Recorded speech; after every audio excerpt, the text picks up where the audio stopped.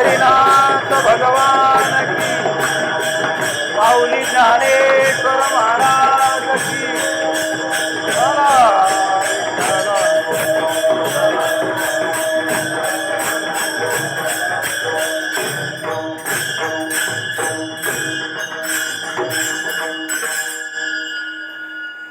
एक गावे आम्ही विठोबाचे नाम, एक गावे आम्ही विठोबाचे नाम, आणि कापे काम नाही आता.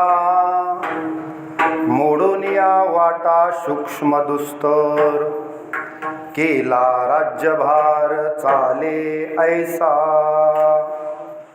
लावणी मृदंग श्रुती टाळ घोष, सेऊ ब्रह्मरस आवडीने. मोडून या वाटा सूक्ष्म दुस्तर, केला राज्यभार चाले ऐसा. तुका म्हणे महापातकी पतित, तुका म्हणे महापातकी पतित. ऐशियांचे हित हेळा मात्रे. मोडून या वाटा सूक्ष्म दुस्तर, केला राज्यभार चाले ऐसा. विठ्ठला विठ्ठला.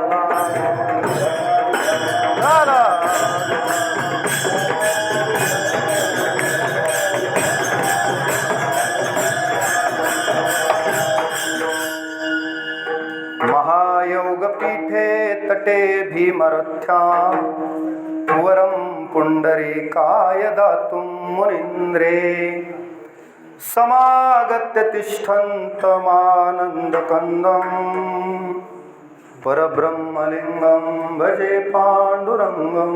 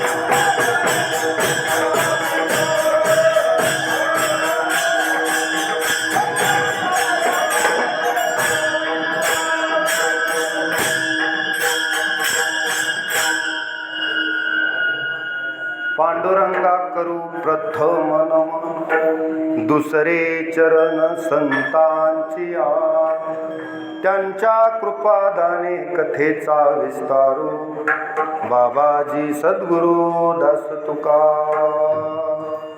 नागेंद्रहाराय त्रिलोचनाय भस्मांगरागाय महेश्वराय नित्याय शुद्धाय दिगंबराय तस्मै नकाराय नमः शिवाय।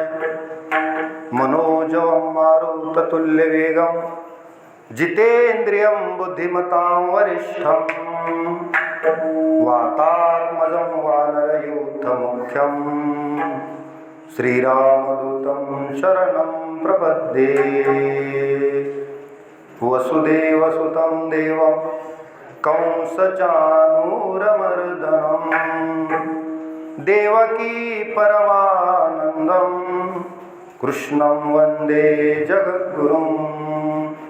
गुरुर्ब्रह्मा गुरुर्विष्णु गुरुर्देवो महेश्वरा गुरुसाक्षात् परब्रह्म तस्मै श्री गुरवे नमः। ओम नमो ज्ञानेश्वरा करुणाकरा दयाळा तुमचा अनुग्रह लाधलो पावन झालो चराचरी विठ्ठला।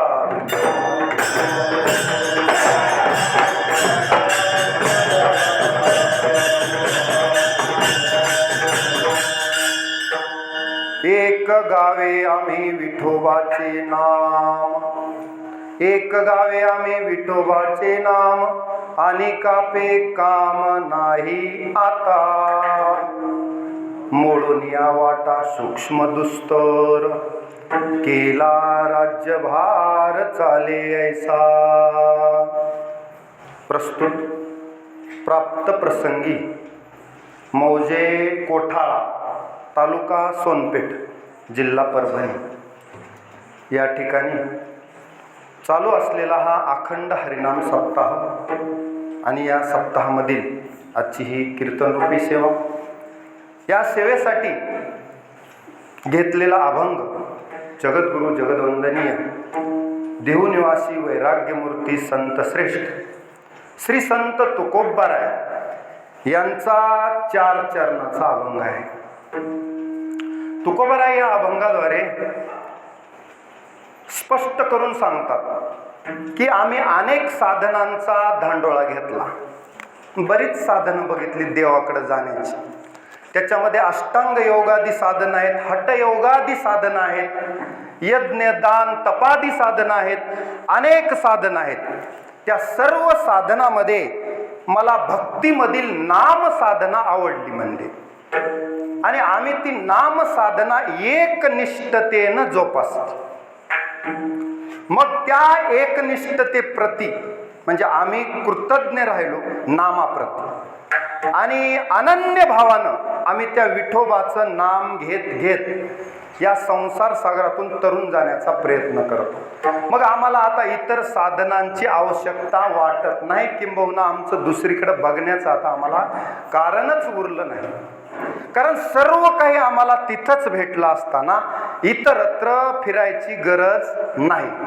मग आम्ही आता भेटलेला जो नामरूपी ब्रह्मरस आहे तो या पुरुषोत्तम महिन्यापुरताच नाही, तर अखंडपणे मरेपर्यंत त्या ब्रह्मरसाचा आम्ही आता सेवन करू आणि एक दिवस ब्रह्मरूपच होऊ। मग असं केल्यानंतर आमच्यामध्ये महापातकी सुद्धा लोक येऊ द्या, त्यांचा हेळा मात्रे म्हणजे अगदी तात्काळ, त्याला वेळच नाही, तात्काळ ते तरुण जातील। इतकं ह्या नामचिंतनामध्ये मोठं सामर्थ्य आहे, एवढी त्याची पावर आहे, एवढं त्याची ताकद सामर्थ्य आहे की महापातकी लोक सुद्धा या नाम साधनेमध्ये तरुण जाणार आहेत, अशा अर्थ स्पष्ट करणारा आजचा अभंग आहे। विठ्ठला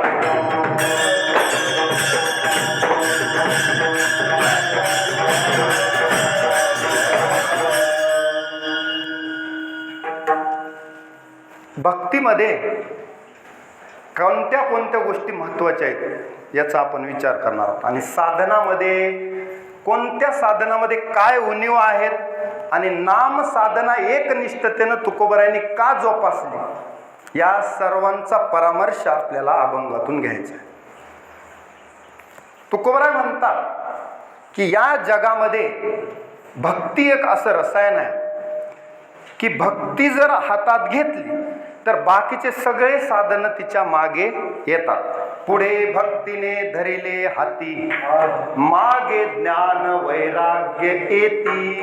मग बाकीचे आपोआप मागे येतात. जसं आई कुठं जेवायला गेली की लेकरायला वेगळं आमंत्रण सांगायची गरज नसते, लेकरं बरोबर आईचा हात धरून जेवायला जातात.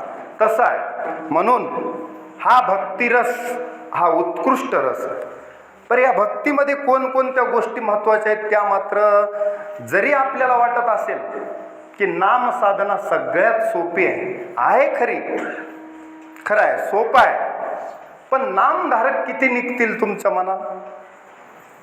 ज्ञानदेव म्हणे नाम हे सुलभ, ज्ञानदेव म्हणे नाम हे सुलभ, सर्वत्र दुर्लभ विरळा झाले.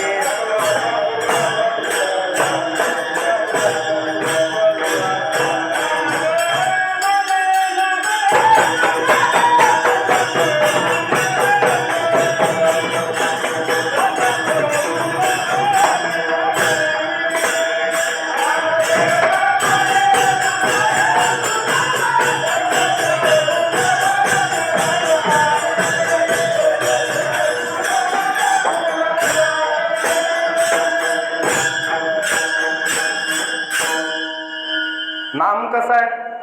अवघड नाही. येथे काही कष्ट न लागत, तैसे नव्हे नाम सर्व मार्गा वरिष्ठ. इतकं सोपं आहे की येथे काही कष्ट न लागत. असं असून सुद्धा सर्वत्र दुर्लभ विरळा जाणे. का असं विरळा एखादा? कारण त्या नाम चिंतनात सोपं जरी असलं तरी सुद्धा जिस नाम से ध्रुव प्रल्हाद तरे ओ नाम कुछ और है. म्हणजे आपण जे नाम चिंतन फक्त मुखानं घेतो, पण हृदयापासून अंतकरणपूर्वक, अंतकरण द्रवित होऊन निष्काम भावनेनं फक्त देवावरच्या प्रेमापोटी जर आपण नाम घेत असाल, ती साधना तुकोबरायला अपेक्षा आहे. म्हणून सर्वत्र दुर्लभ विरळा जाणे. उदाहरण सांगितलं तुकोबरायनं. आंब्याच्या झाडात दिवसामध्ये आंब्याच्या झाडाला खूप मोहर येतो म्हणले. हा, एवढा मोहर आला की मंडपच भरला. पण जेवढा तोर आला आंब्याला तेवढे आंबे लागतात का? तेवढे आंबे लागत नाहीत. काय होते? अर्धा तोर म्हणजे जो मोहर असतो, आपण तोर म्हणतो, तो मोहर अर्धा गळून जातो आणि अर्धेच आंबे लागतात. बरं, आता लागले बी बाबा आंबे, लागले तेवढे पक्व दशेपर्यंत टिकतात का? अर्धे पुन्हा गळून जातात. पर पक्व दशेला आले आंबा, आपण उतरला, आंबा उतरला म्हणजे पहाडाला लागला की आपण काय करतो? ती आडी आणि पहारी घेऊन आंबा उतरतो. घरी आणला, घरी आणल्यावर आडीत टाकला पिकण्यासाठी. पिकेपर्यंत बी एखादा नासण्याचा संभव आहे, म्हणजे शक्यता नाकारता येत नाही. आणि मग शेवटी जो उरला तो ह्या भक्तिरसात टिकला आणि तो देवापर्यंत गेला. मग असं साधना करत करत बरेच जण करतात, पण विरळा पावे, विरळा पावे, विरळा पावे, विरळा पावे, अवघड गोवे शेवटीचे, अवघड गोवे शेवटीचे.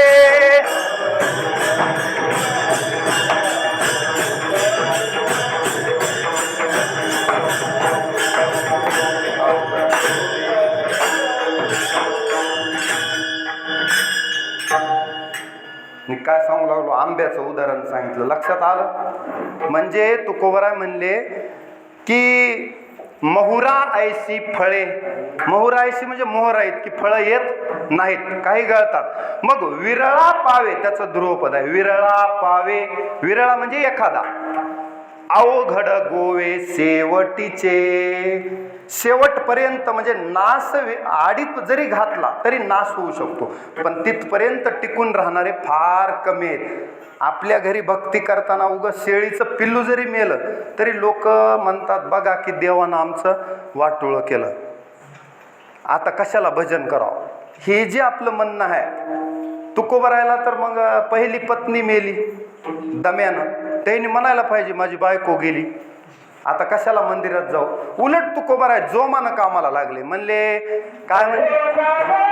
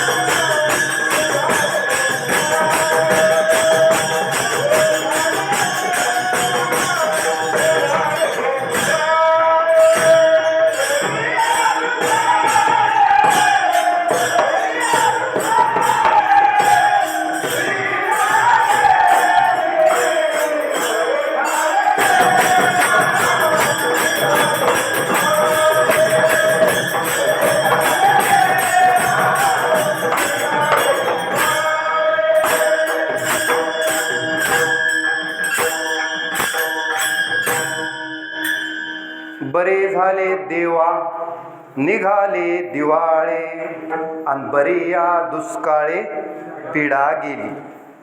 बाईल मेली देवे माया सोडवली, म्हणजे माया विरहित केलं म्हणले. पसारा होता त्याच्यात अडकून पडलो आपण सगळे. कशामध्ये? संसाराच्या मध्ये. संसाराचा धाक निरंतर आमाशी. आपल्याला सारखा संसार एका जागी स्थिर बसू देत नाही. तुकोबा म्हणले आता मी स्थिर झालो. तुम्ही आणखी आपण कशात अस्थिरच आहेत. राहो नेदी स्थिर काय एके ठाई निश्चळ. कोण?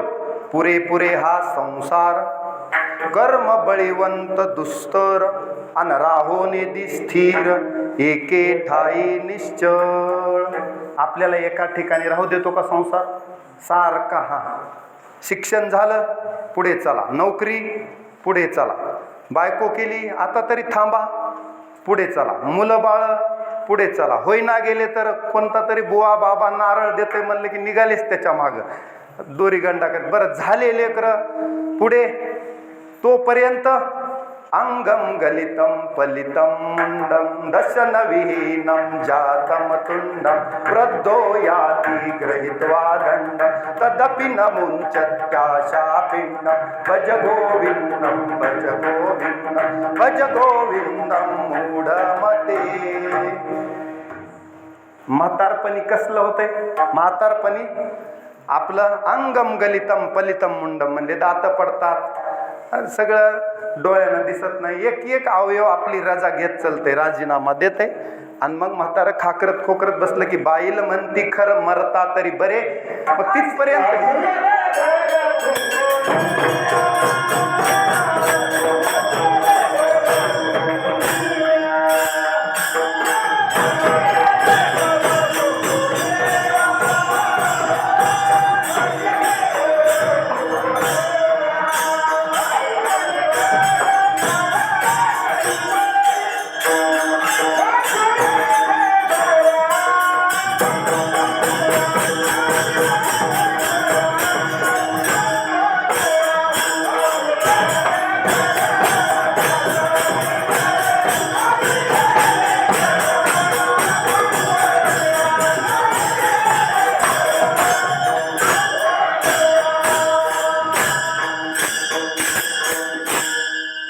बाईल म्हणती खर म्हणजे म्हातारा मरता तरी बरे.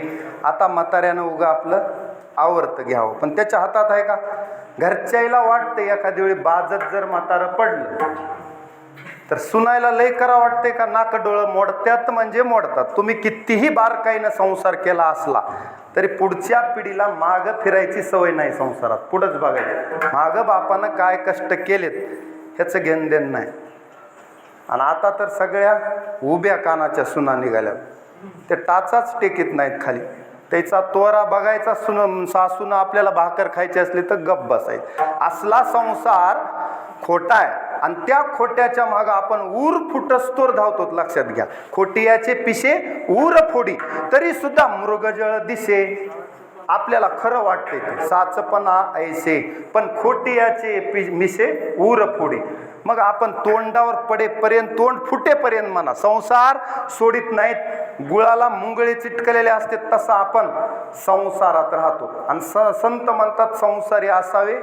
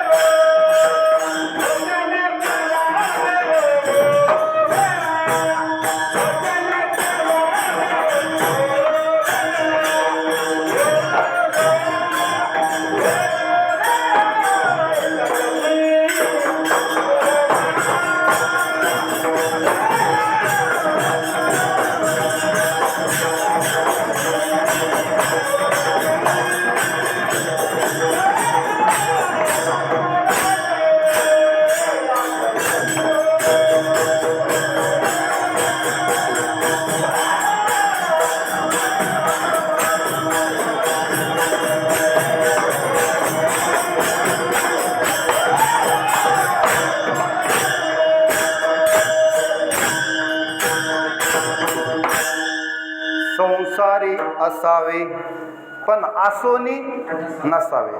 आता दिसालाय माणूस लौकिकात, पण तो लौकिकात नसावा.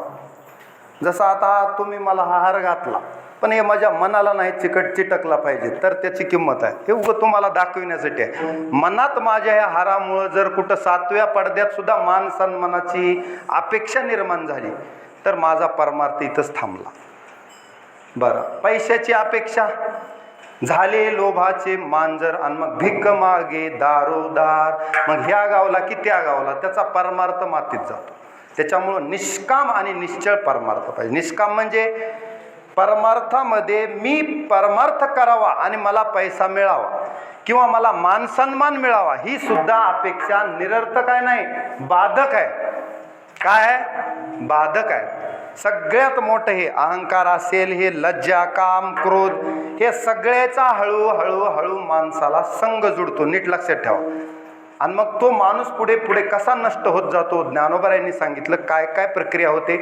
संग झाला एखाद्या गोष्टी. आता संसारात आपल्याला जे विकार आहेत ते कसे जडतात त्याची एकदा साखळी लक्षात घ्या, म्हणजे ती साखळी तोडायची कशी आपल्या लक्षात. आपण एवढे जे गुंतलोत आणि एवढ्या सगळ्या माणसाच्या बेजाऱ्या ह्या संसारानं केल्यात. लक्षात घ्या, कसलाही बाणेदार माणूस असू द्या, कितीही मिशा राखलेला असू द्या, त्याला करू नाही ते काम हे संसार करायला लावतो. मग तुम्ही अंधारात करा, उजेडात करा. अहो, एवढ्या चांगल्या देहाला, एवढ्या चांगल्या माणसाला नको तसले काम करू नये तो व्यापार, करू नये तो केला व्यापारान. वाहिला भार कुटुंबाचा, कुटुंबासाठी करू नये तो केला व्यापार.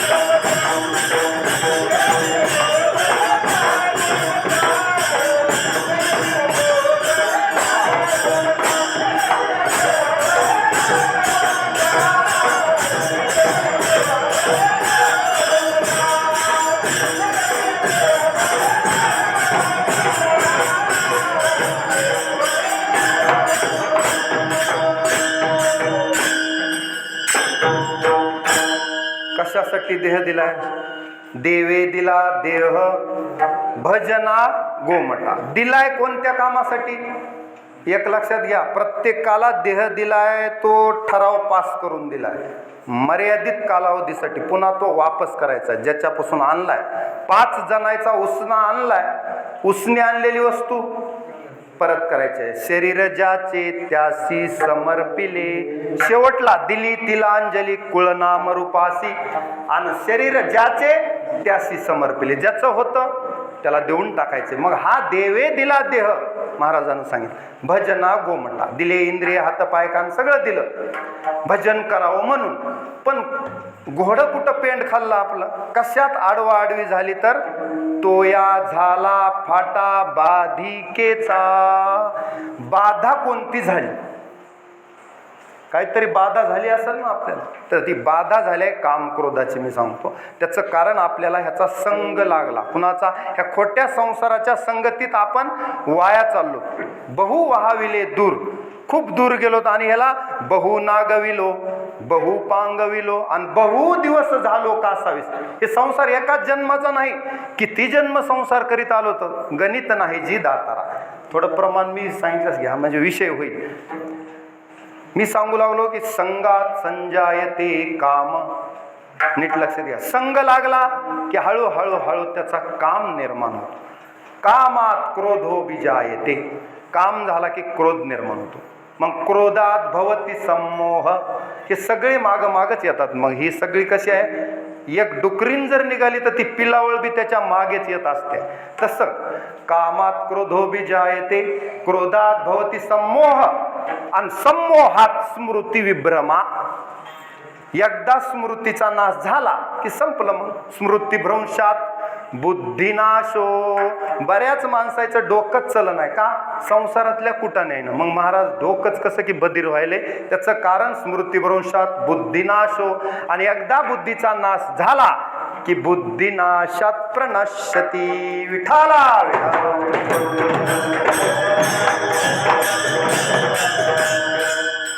थोडक्यात सांगतो, वेळ नाही. हा दीपाचा प्रकाश खूप चांगला दिसतोय कुणाला? त्या पतंगाला. म्हणून तो जाऊन हा पतंग त्या दिव्यावर झेप घेतो. झेप घेतल्याबरोबर त्याचा तिथं मृत्यू आहे. म्हणजे लांबून जसा संसार सुरुवातीला वाटतंय आपल्याला दिसतो, दुरून डोंगर साजरे आहे, त्याचा संग केला की नाश निश्चित आहे. लक्षात घ्या, देवाला सोडून जर त्यालाच धरलं तर नाश निश्चित आहे. मग त्या दीपाचा नाश, आपल्या पतंगाचा नाश कशामुळे झाला? कशामुळे झाला? दीपामुळे झाला. म्हणजे हा त्याला बाधा झाली तिथं. बरं, दुसरी एक बाधा सांगतो. मासा आहे पाण्यात, मस्त आपला तुष्यंतीच रमंतीच, त्याला जिथं जाऊ वाटेल तिथं मस्त असं वाटतं की हा ब्रह्मरूप झालेला आहे आणि ह्याला कुठली चिंता नाही. म्हणजे ऐसा या कीर्तनी ब्रह्मरस, असं वाटतं की समाधीचे सुख सांडा ओवाळूनी स्वच्छंदी आहे. आणि त्यानं जर ठरवलं तर त्याला कोणी अडवणार नाही. इथं का बसला, तिथं का उठला, नामचिंतन त्याच्या मनावर आहे. असे महात्मे. असा मासा दिसतो पाण्यात फिरताना, पण एका गोष्टीलाच बोलतो. जर मासा पकडणाऱ्यानं गळाला जर आमिष लावलं काही आणि सोडलं तर बरोबर तो गळ माशाचा घसा फोडून काढतो आणि त्याला तो वर वडतो. त्या गळाला मासा अडकून कशामुळं आला? कशामुळं अडकला? त्या आमिषामुळं. म्हणजे रस हा विषयानं त्याला काय केलं? बाधित केलं. दुसरं आहे हरिण. इतकं पळतं की आपल्याला पळायला ऐकत नाही, पण तरी सुद्धा जर तुम्ही सुंदर नादामध्ये भजन केलं, गायन केलं तर त्या गायनाला लुब्ध होतं हरिण आणि शब्द या विषयानं पारध्याच्या कचाट्यात सापडतं, त्याचा नाश होतो. हत्ती आहे. हत्तीला जर पकडायचं असेल तर मध्ये एक खड्डा केला जातो आणि त्या खड्ड्याच्या पुढे हत्तीनीला ठेवलं जातं. हा त्या हत्तीनीला स्पर्श करावा म्हणून जोरात पळायला जातो आणि खड्ड्यात पडतो. कोण? हत्ती. हत्तीनीच्या स्पर्शासाठी काय झाला? कामुक झालाय आणि त्या स्पर्श या विषयानं कुणाचा नाश केला? मग हत्तीचा नाश केला. शब्द, स्पर्श, रूप झालं, रस झालं, आणि आता गंध. भ्रमर गुंतले अहो भलतिया काष्ट कोरडे. भुंग्याचा गुणधर्म काय? कसलंही लाकूड असलं तर कोरू शकते ते. परी कळिके माझी सापडे कोळिकेनी. पण कमळ असं रात्री उमललं की त्याच्यात भुंगा जातो आणि मधला गंध सेवन करण्याच्या नादात बाहेर यायचं विसरून जातो. बरं, त्यानं ठरवल्यास लाकूड भेदू शकतो तर तो पाकळी भेदून येऊ शकणार नाही का? सहज येऊ शकतो. पण मध्ये गुंतला. काय झाला? प्रपंचात गुंतला. माणूस कशात गुंतलाय? प्रपंचात गुंतला. म्हणून मग प्रपंचात गुंतलेल्या माणसाला बाहेर काढण्यासाठी कोणी दुसरा नाही, त्यानंच ठरवावं लागतं. त्या भुंग्यासारखं मग म्हणजे काय झालं? भ्रमर गुंतले सुमन कळिके. मग तो त्याच्यात सापडला. कोण सापडला? भुंगा. मग हा शब्द, स्पर्श, रूप, रस, गंध या 5 विषयानं 5 जणांचा काय केला? नाश केला. मग आता माणसात हे 5ही आहेत. हे एकात होते. माणसात तर कसं आहे? 5ही विषय आहेत. पुन्हा काम, क्रोधादी विकार आहेत. तुकोबराय म्हणले हे विषय, हे विकार, इतर साधनं ह्यांच्याशी आम्हाला आता घेणं देणं नाही. आम्ही एकनिष्ठतेनं काय करू?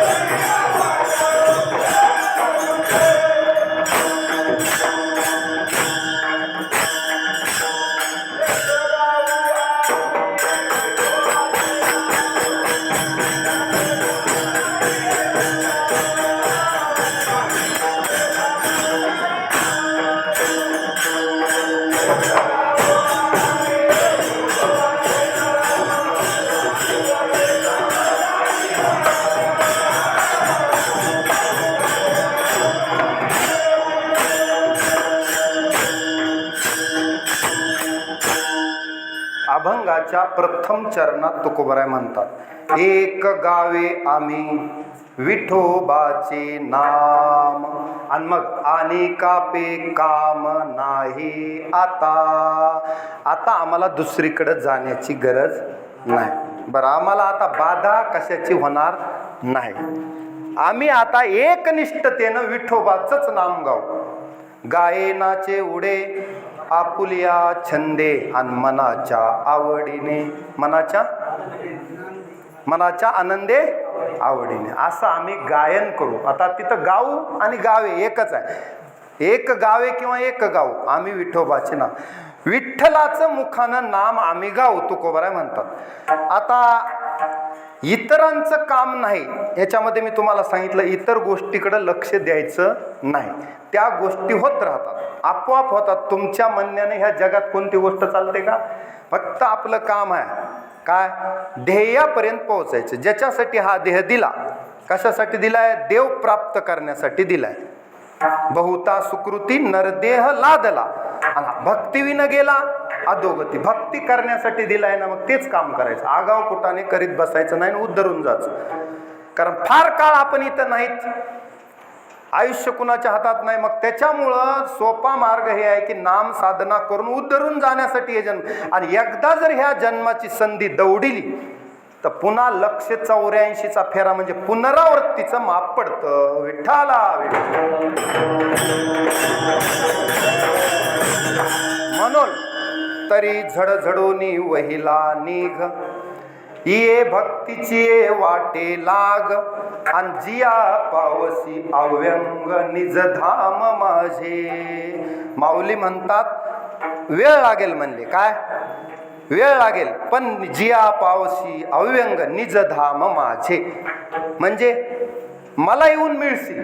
वेळ लागेल पण अनन्यास चिंतयंतो, अनन्य भक्ती जर केली एकनिष्ठतेनं, अनन्यास चिंतयंतो माम ए जना परिउपासते, तेशाम नित्याभियुक्ताला म्हणजे नित्य प्रभूला जोडलेला असेल तर त्याचा योगक्षेम त्याचे जाणे जड भारी. ते सुद्धा मी करतो, ती सुद्धा जबाबदारी भक्तावर येऊ देत नाही. फक्त तुम्ही एक गावे आम्ही विठोबाचे नाम, त्या मार्गाला लागा.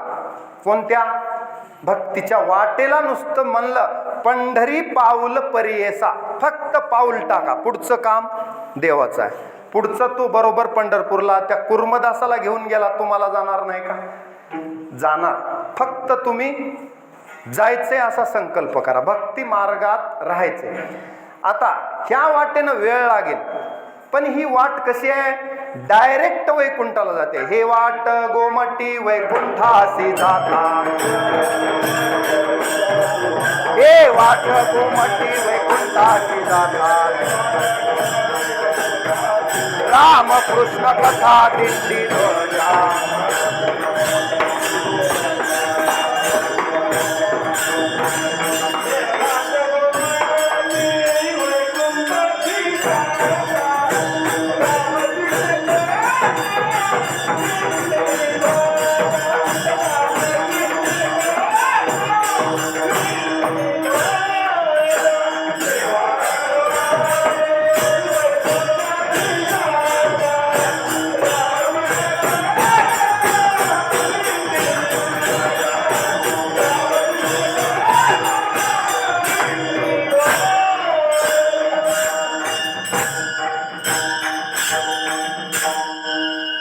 हे वाट गोमटी, गोमटी म्हणजे गोड आहे. ही वाट कशी आहे? वैकुंठासी जाता, ह्या वाटत आडवा आडवी नाही, सरळ डायरेक्ट देवापर्यंत घेऊन जाते. वैकुंठ भुवनी घर केले, रामकृष्ण कथा दिंडी ध्वजा आहे त्याचा उत्तरार्ध. हे वाट गोमटी वैकुंठासी जाता, रामकृष्ण कथा दिंडी ध्वजा. किंवा तुका म्हणे हेची नीट, आणि जवळी वाट वैकुंठा. मग असल्या चांगल्या मार्गानं जायचं सोडून आडरानानं कुणा जाव आणि कशाला जाव? आपला मतलब काय? देवाचं दर्शन व्हावं, देवाची ह्या जन्मात भेट व्हावी. मग इकडं तिकडं जायची गरज नाही. मग आता काय करायचं? एकनिष्ठा ठेवायची. अनन्य भक्त म्हणजे कसा अनन्य भक्त सांगतो. मयी चानन्य योगेन भक्तिरव्यभिचारिणी, विविक्त देश सेवित्वम अरतिर्जन संसदे. असा अनन्य भक्त म्हणजे काय? जो होय मज काय?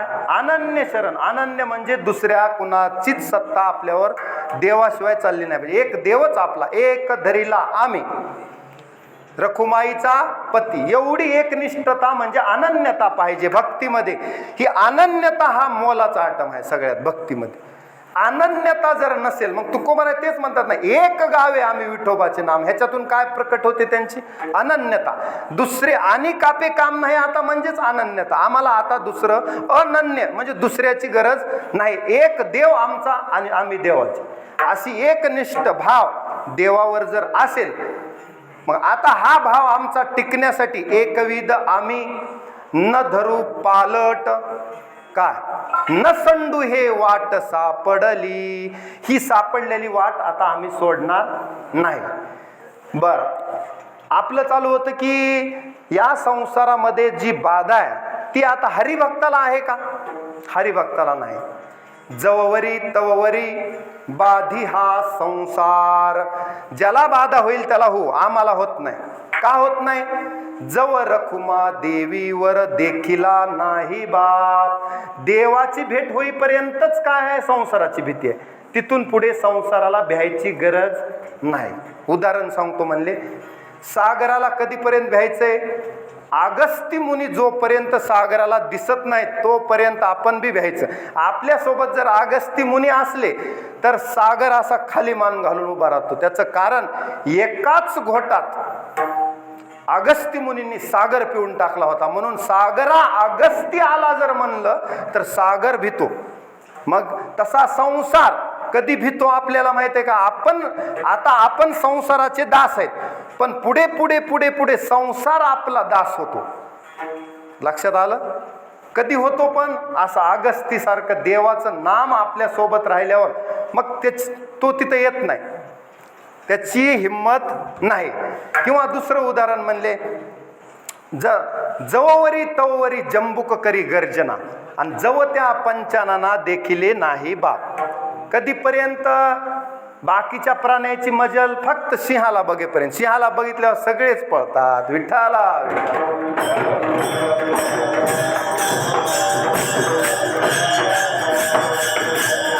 मग आता आमच्यासाठी हा संसार हा आम्ही ब्रह्मरूप केलाय. काय केलाय? लोकांना असल बाधक, आम्ही आता ब्रह्मरूप केला. अवघाची संसार केला ब्रह्मरूप, आणि विठ्ठल स्वरूप म्हणोनिया. ह्याचे दातच पाडून टाकले आम्ही. विषारी जे दात होते सापाचे ते जर पाडून टाकले, साप अंगा खांद्यावर बी खेळू द्या, काय अडचण? तसा या संसाराचे विषारी दात आम्ही पाडलेत. कसे? अवघाची संसार केला ब्रह्मरूप. आम्ही त्याला ब्रह्मरूप केलं कारण मुळात आम्ही ह्याच्या मुळाशी गेलो की हा खोटा संसार खरा चित्रपट का दाखवतो? ह्यानं मायेचं अधिष्ठान घेतले. ब्रह्माला बी ह्याच्यात गुंतविले मायेनं. म्हणजे ब्रह्मरूप असलेलं ब्रह्म सुद्धा ह्या खोट्याच्या संगतीनं आपल्याला काय वाटतंय? असत्य. पण खरं ब्रह्म सत्य आहे, जगन काय आहे? मिथ्या. जगन मिथ्या. मग हे ब्रह्म सत्य असून सुद्धा असत्याच्या संगानं खरं खोटं भासतं. लक्षात आलं? मग ती साखळी आम्हाला तोडण्यासाठी आम्ही काय केलं? अवघाची संसार केला ब्रह्मरूप, आणि विठ्ठल स्वरूप म्हणोनिया. मग आम्ही हे जे संसाराचं ओझं होतं देवाला एकदाच सांगून टाकलं, तुका म्हणे घालू तयावरी भार. हे ओझं तू सांभाळ. हे आमचं जे ओझं आहे, कोणतं? दोनच ओझे आहेत माणसाकडे, मी आणि माझे. हे दोन ओझे ओकटे ओझे आहेत, ओंगळे ओझे. आपण बिनकामे सांभाळालो. गाडी खालून चालणाऱ्या कुत्र्याला असं वाटतं की गाडी माझ्यामुळं चालल्या, म्हणजे मी जसं काय माझ्या मानावर जू आहे. पण बैलगाडी ओढतात का कुत्रा? कुत्र्याला मात्र मोकळाच भ्रम आहे. तसा आपण ह्या संसारात सुद्धा भ्रमधरीशी या देहाचा भ्रमात राहतो. मी अमर आहे, तो मेला, मी मरणार नाही, आमका मेला. अरे पण तू किती दिवस वाट बघणार आहेस? एक दिवस काळ प्रत्येकाजवळ येणार आहे. एक पाहतसा एकाची दहने, आणि सावध त्या गुन्हेगारे नव्हा. का सावध होत नाहीत तुम्ही? एक पाहतसा एकाची दहने. स्मशानात पोहोचून येतात लोक. युधिष्ठिर एकदा सगळे पांडव ते यक्षाच्या कचाट्यात सापडले. पाणी प्यायला गेले आणि यक्षानं काय केलं? सगळ्याला मूर्छित केलं. एकटा युधिष्ठिर शेवटी आला. आपले बंधू कुठे गेले म्हणून. सगळे मूर्छित पडलेले बघून यक्षानं, यक्षाच क्विज म्हणून एक यक्षाचे प्रश्न आहेत काय, त्याच्यामध्ये बरेच प्रश्न विचारले युधिष्ठिराला. पाणी पिऊ नको म्हणले, थांब, आधी माझ्या प्रश्नाचे उत्तर दे. त्याच्यात पहिलाच प्रश्न विचारला होता की या जगात सगळ्यात मोठं आश्चर्य कोणतं? तेव्हा युधिष्ठिराने हे उत्तर दिलं. कोणतं? की यक्ष महाराज, या जगात एक आश्चर्य मला दिसलं की लोक अनेक माणसांना स्मशानात पोहोचून येतात, म्हणजे अंत्यविधीला जातात, पण आल्यावर घरी असं समजतात की तो मेला, मी अमर आहे. हे मला जगातलं सगळ्यात मोठं आश्चर्य वाटतं. विठ्ठला.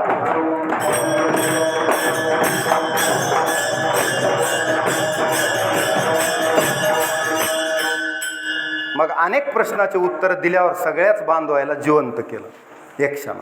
असा धर्मराजा हुशार होता, त्याच्यात बरेच प्रश्न आहेत. एकशेचे. आपलं चालू आहे की एकनिष्ठता किती पाहिजे. अहो कसलीही बाधा येऊ द्या, मध्ये व्यत्यय आला की नाही तुकोबारायला आताच सांगितलं ना मी. दुष्काळे पिढीले द्रव्य नेला मान, स्त्री एके अन्न अन्न करिता मेली, कोपला पाटील गावीचे लोक. तरी तुकोबाराय म्हणले बरं झालं भंडाऱ्या डोंगरावर जाऊ आणि एक गाऊ आम्ही विठोबाचे नाम. आता ह्या लोकाय संघ बी माझं आणि का पे काम नाही. आता ह्या लोकायचं ते लोक तर लई बाधक आहेत. काय अहो तुम्ही जरा आम्ही परमार्थाला लागला की आमचा मान सन्मान वाढवतात, त्याच्यामध्ये मग आमचा अहंकार वाढतो. परमार्थाला जर सगळ्यात बाधक काय आहे, मी ज्ञानी माझ्यासारखा कोणी नाही, मग तो जरा फुसकाऱ्या टाकायला लागतो. म्हणजे हे सगळ्यात, म्हणून तर अहंकाराचा वारा न लागो राजसा, म्हणून आवाज न करता परमार्थ केला पाहिजे. आपलं पुण्य झाकून पाहिजे. बिनकामे आपण मी हे केलं मी ते केलं पाडा वाचतो, हा पाडा चुकीचा आहे. कारण करता करविता परमेश्वर आहे, मी नाही. ही भूमिका जेव्हा भक्ताची येईल तेव्हा तो अनन्य होईल. विठाला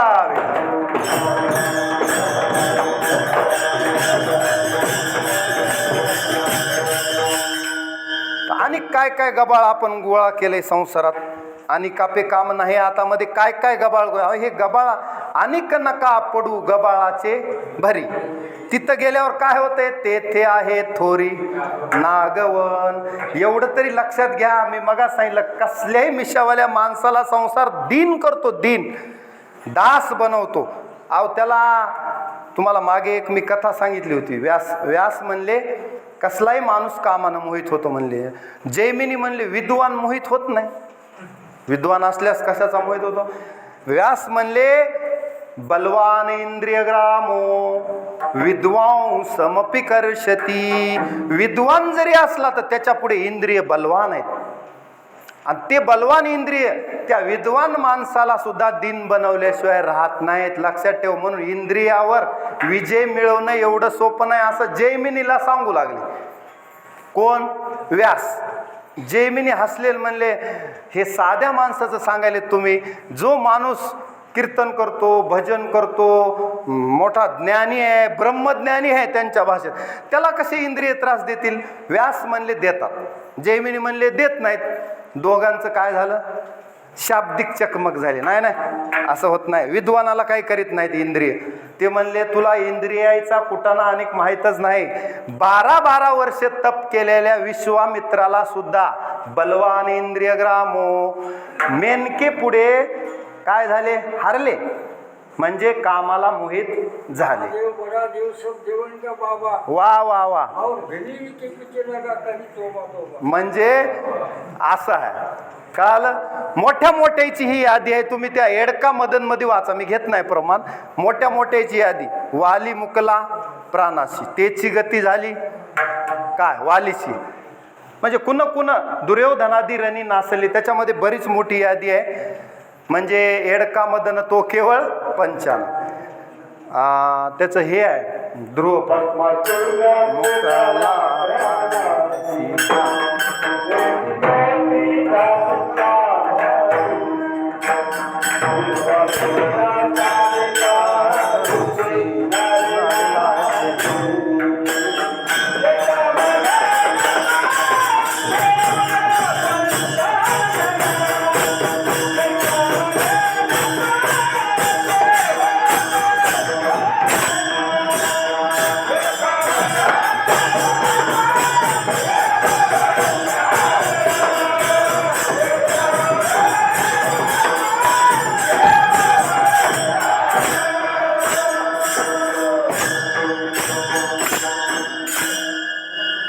ह्याच्यामध्ये मोहिनीनं भस्मासुराला मोहित करून त्याचाच हात त्याच्या डोक्यावर ठेवला की नाही. असा तो काय करू लागला, महादेवानं वर दिलाय तर महादेवाच्या डोक्यावर हात ठेवायला निघालता. विष्णूनं मोहिनी रूप घेतलं. आपल्या शेळगावला आहे ना भस्मासूर मंदिर, गेलात की कधी. मग मोहिनीनं त्याला काय केलं, मोहित करीत करीत त्याला नृत्य करायला लावून त्याचाच हात त्याच्या डोक्यावर ठेवला आणि भस्मासूर मुकला. कशाला मोहित झाला, त्या मोहिनीला. तसे अप्सरेला इंद्र जरा तप करायला लागला की अप्सरा पाठवून देतो. मग बऱ्याच ऋषींना त्याची बाधा झाली. मग विश्वामित्रासारखा ऋषी नाडीला जेणे, तिथं इतरांची कथा नाही असं व्यास सांगू लागले. जैमिनी ऐकायला तयार नाही. तुला अनुभव आल्यास कळल म्हणले की इंद्रिय कसे आहेत, काय इंद्रिय किती बलवान आहेत, तुझ्यावर सुद्धा हुकूमत गाजवतात. त्यांच्यावर विजय मिळवायला चौघांनी आतापर्यंत मिळविलाय जगात. किती जणांनी, किती, अशी ही थट्टा भल्या भल्याशी लाविला बट्टा. कसलाही महाराज त्याच्यातून सुटला नाही, फक्त 4 जण सुटले, शुक, भीष्म आणि हनुमान, आणि चौथा कार्तिक स्वामी जान. यासी नाही बट्टा. शुकाचार्य जन्मताची संसार त्यजियला सुके, आणि तोच एक निष्कलंके तुका म्हणे. हे झाले शुकाचार्य.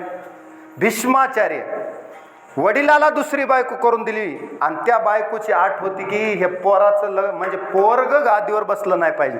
मग वडिलाच्या इच्छेखातर स्वतः ब्रह्मचर्य राहण्याची प्रतिज्ञा केली. कुण, भीष्माचार्य. अखंड ब्रह्मचर्य व्रताचं पालन केलं, आणि अखंड कौरव पक्षात असून सुद्धा सतत भगवत नाम चिंतन, सतत कीर्तयंतो माम यतंतश्च दृढव्रताः. आपलं जे विष्णू सहस्त्रनाम आहे ते 1000 नावं सुद्धा भीष्माच्या मुखातून युधिष्ठिरानं काढून घेतली.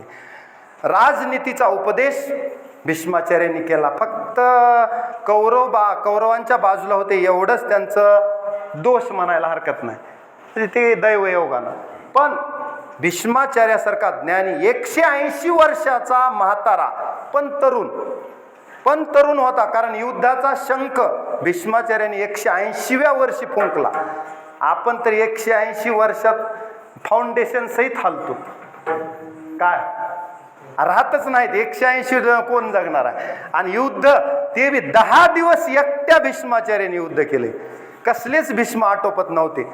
मग शेवटी देवालाच युक्ती करावं लागली. शिखंडीला पुढे ठेवून भीष्माचार्याला आटोपावं लागलं, आणि मग युद्धाचा पुढचा मार्ग मोकळा झाला. एकाला असं मग युक्ती करावी लागली.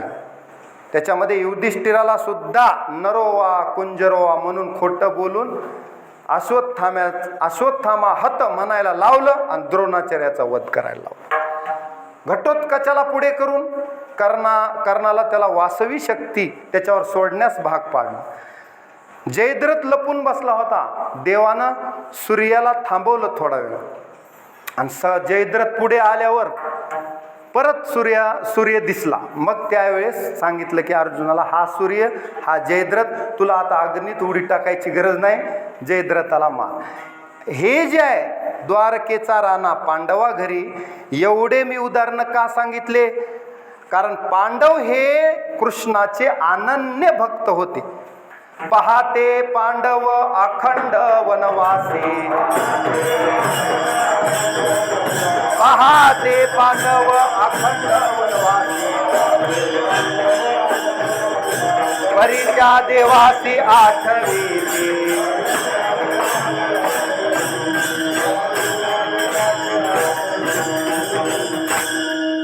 पहाते पांडव अखंड वनवासी, परी त्या देवासी आठविती. एक गावे आम्ही विठोबाचे नाम. मग द्वारकेचा राणा पांडवा घरी. उगीच पांडवा घरी नाही, विठाला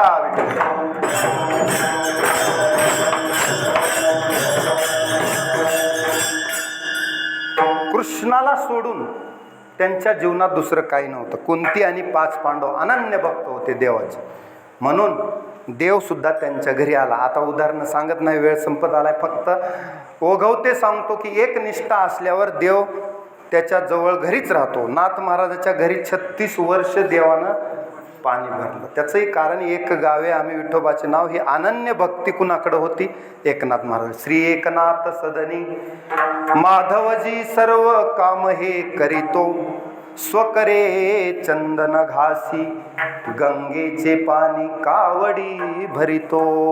श्रीखंड्या रूपानं देवानं सेवा केली अखंडपणे. ही कशाची पावते, नाथ महाराजाच्या अनन्य भक्तीची. विठाला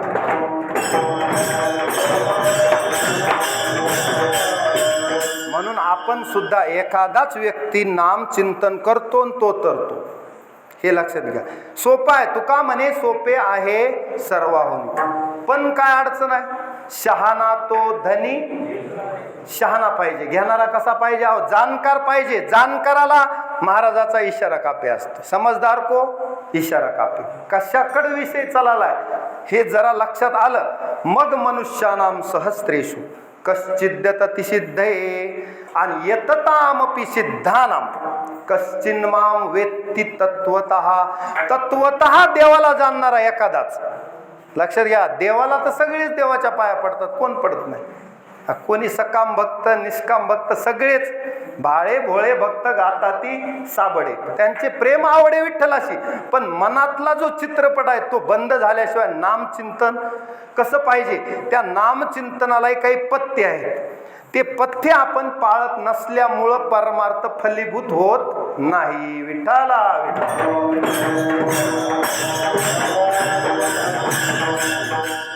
चार पाच पथ्य सांगतो, तेवढे पाळता आले तर बघा. पहिलं, भक्तीमध्ये एक निष्ठा पाहिजे. दुसरं, देवावर अनन्य विश्वास सांगितला मी. आणि भक्तीमध्ये निष्कामता महत्वाची. अयाचक वृत्ती म्हणजे मी कुणापुढे हात पसरणार नाही. हात पसरी दिग्गजिने त्याचे.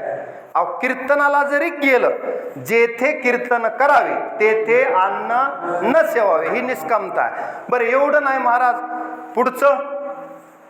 पुढचं काय? माळ घालू नये गळा आणि बुका लावू नये भाळा, हे सुद्धा सांभाळायचे नामचिंतनात.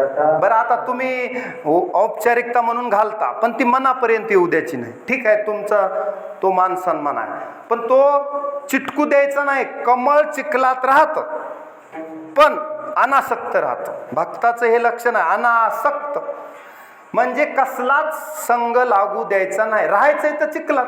आता ह्या संसारात सगळा चिखल आहे, काय सगळं चांगलं आहे का इथं? पण चिखलात राहून सुद्धा त्याचा डाग अंगाला लागू न देणे, त्याला म्हणायचं जल कमलवत राहणे किंवा पद्मपत्र मिवांबसा. त्याचा डाग लागू देत नाही. चिखलात राहून कमळ, कसलाच चिखल लागत नाही त्याला. त्याच्या पानावर पाणी सुद्धा थांबत नाही, ते जवळच येऊ देत नाही, पण राहतंय चिखलात. असा अनासक्त असतो तो भक्त. जो भक्ती म्हणजे ही एक वृत्ती आहे. लक्षात घ्या, काय आहे? वृत्ती आहे.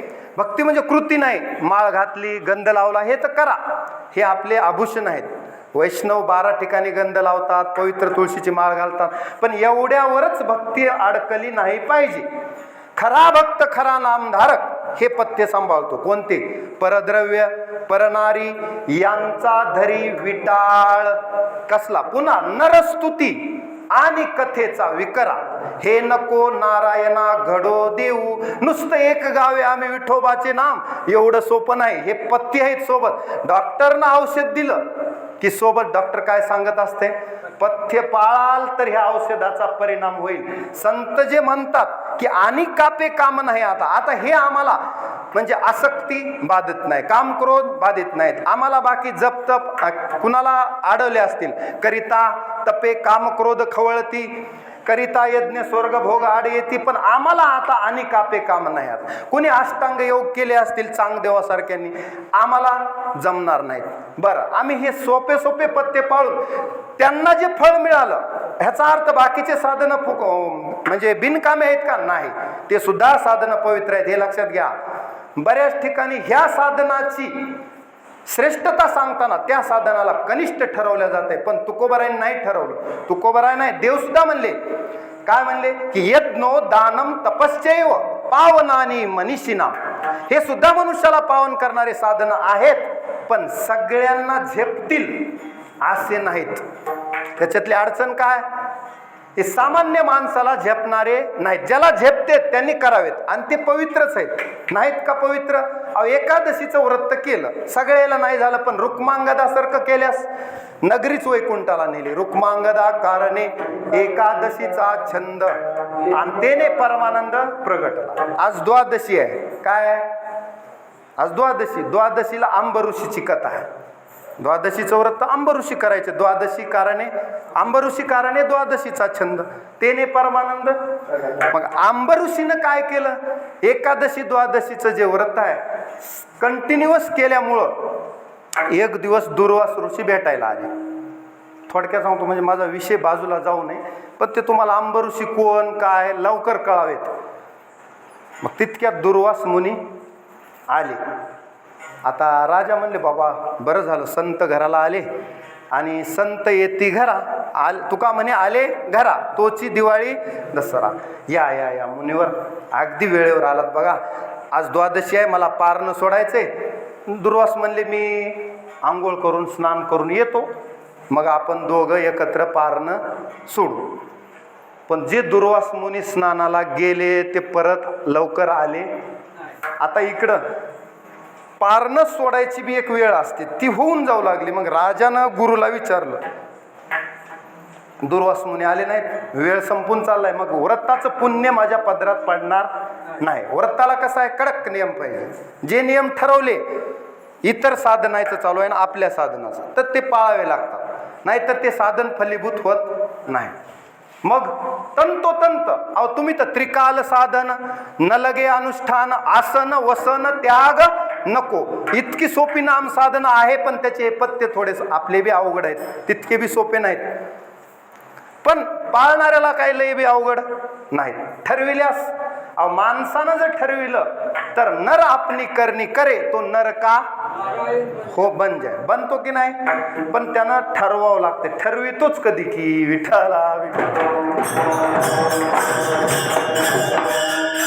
मग राजानं काय केलं, गुरुनं सांगितलं काय नाही म्हणले, मधला मार्ग काढूत आपण. पाणी घ्या म्हणले हातावर, तीर्थ प्राशन करून द्वादशी सोडा, भोजन करू नका, म्हणजे द्वादशीचंही व्रत मुहूर्त साधल्या जातो आणि तुम्हाला पापही लागणार नाही की दुर्वास मुनी येण्याच्या अगोदर तुम्ही पारणं सोडलं. मग पण दुर्वास मुनीचा क्रोध कसा होता.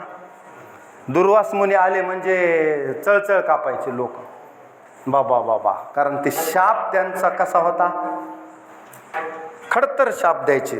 त्याच्यामुळं लोकायला वाटायचं बाबा आशीर्वाद नाही मिळाला तर मिळाला, पण उग शाप तरी मिळू नये. मग दुर्वास आले आणि राजाला म्हणले मी येण्याच्या अगोदर पारणं सोडलंस, शाप देतो म्हणले तुला. आणि जटेमधून एक कृत्या काढली आणि राजाच्या अंगावर दिली सोडून. आता राजाला ती कृत्या नष्ट करणार तितक्यात पडता जड भारी दासी आठवावा हरी, हे भक्ताचं लक्षण आहे. संकट आलं ना देवाचा धावा करायचा, मग तो कृपा सिंधू निवारी साकडे. देव म्हणला आता माझा भक्त संकटात आहे, देवानं सुदर्शन चक्र सोडलं आणि ती कृत्या नष्ट केली, राजाचा प्राण वाचला. दुर्वासाचा राग आणखी वाढला. बरं म्हणले भक्ताला देवानं वाचविलं, पण माझा शापातून वाचू शकत नाहीस, पुन्हा शाप दिला, तुला 10 जन्म गर्भवास भोगावे लागतात, 10 वेळा जन्माला यावं लागलं, म्हणजे मुक्त होणार नाहीस तू. असं म्हणल्यावर आता देवाला खूप राग आला. देवानं बी ते सुदर्शन चक्र इकडल्या दिशेचं इकडं फिरवलं, कुणाच्या मागं लावलं, सुदर्शन त्याशी जाळीत फिरे, दुर्वास हा छळो आला अंबऋषी, आणि सुदर्शन त्याशी जाळीत फिरे, कारण साहत गोविंदा नाही त्याचे. हरिभक्ताला त्रास, ते म्हणतात आम्हा गांजी जन, आम्हाला जर लोक त्रास देऊ लागले तर तरी का मेला नारायण. देवा मग तू कशाला आहेस, म्हणून तू आमची रक्षा कर. त्रिभुवनी ज्याची सत्ता तू कया तो रक्षिता झाला. आमचं रक्षण करणारा कोण आहे, म्हणून आम्ही तुझ्या बळावर आहे, तुला रक्षण करावं लागेल, हे तुझं वचन आहे. मग असं वचनाला धरतात पक्के, म्हणजे खिंडीत गाठतात भक्त सुद्धा.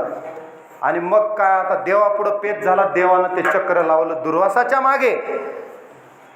त्रिभुवनात फिरून आले वर्षभर, कोण, दुर्वास मुनी. मेळच लागला नाही महाराज, कुणाच जवळ फिरकू दिलं नाही. हा कुणाच्या नादाला लागलास, अंबऋषीच्या बापा, तो महान भगवत भक्त आहे.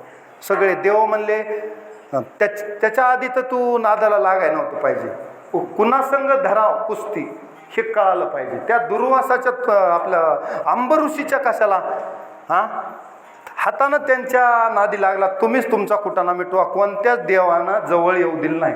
शेवटी जाऊन पाय धरावं लागले 1 वर्षानं. ते सुदर्शन चक्र बसूच देईना गेलं, फिरविलं दुर्वासाला. आले आणि नमस्कार केला राजाला. राजा म्हणला मुनीवर मला लाजू नका, तुम्ही तपोवृद्ध आहेत, वयोवृद्ध आहेत, ज्येष्ठ श्रेष्ठ आहेत, वेदाचे ज्ञाते आहेत, आणि तुम्ही माझ्या पाया पडणं किंवा मला विनंती करणं बरोबर नाही. मीच त्या चक्राची स्तुती करतो. स्तुती केल्याबरोबर चक्र शांत झालं. झाल्यावर राजाला विचारलं. राजा म्हणला, मुनिवर 1 वर्ष झालं मी तुमची वाट बघा. किती? आपण बघतो का एवढी वाट? व्रताचं सांगालो. मग आता आपण पारणं सोडू म्हणले. मग देव म्हणले, दुर्वास मुनी आता पारणं सोडा आणि माझ्या भक्ताचे जे 10 गर्भवास आहेत ते त्याला बाधक नाहीत, ते मी घेतो. कोण घेतो? अंबऋषी कारणे जन्म 10 घेतले. किती घेतले? 10. कुणा कारणे? अंबऋषी कारणे जन्म 10 घेतले. असं प्रमाण आहे काकड्यात. येतंय का? विठ्ठला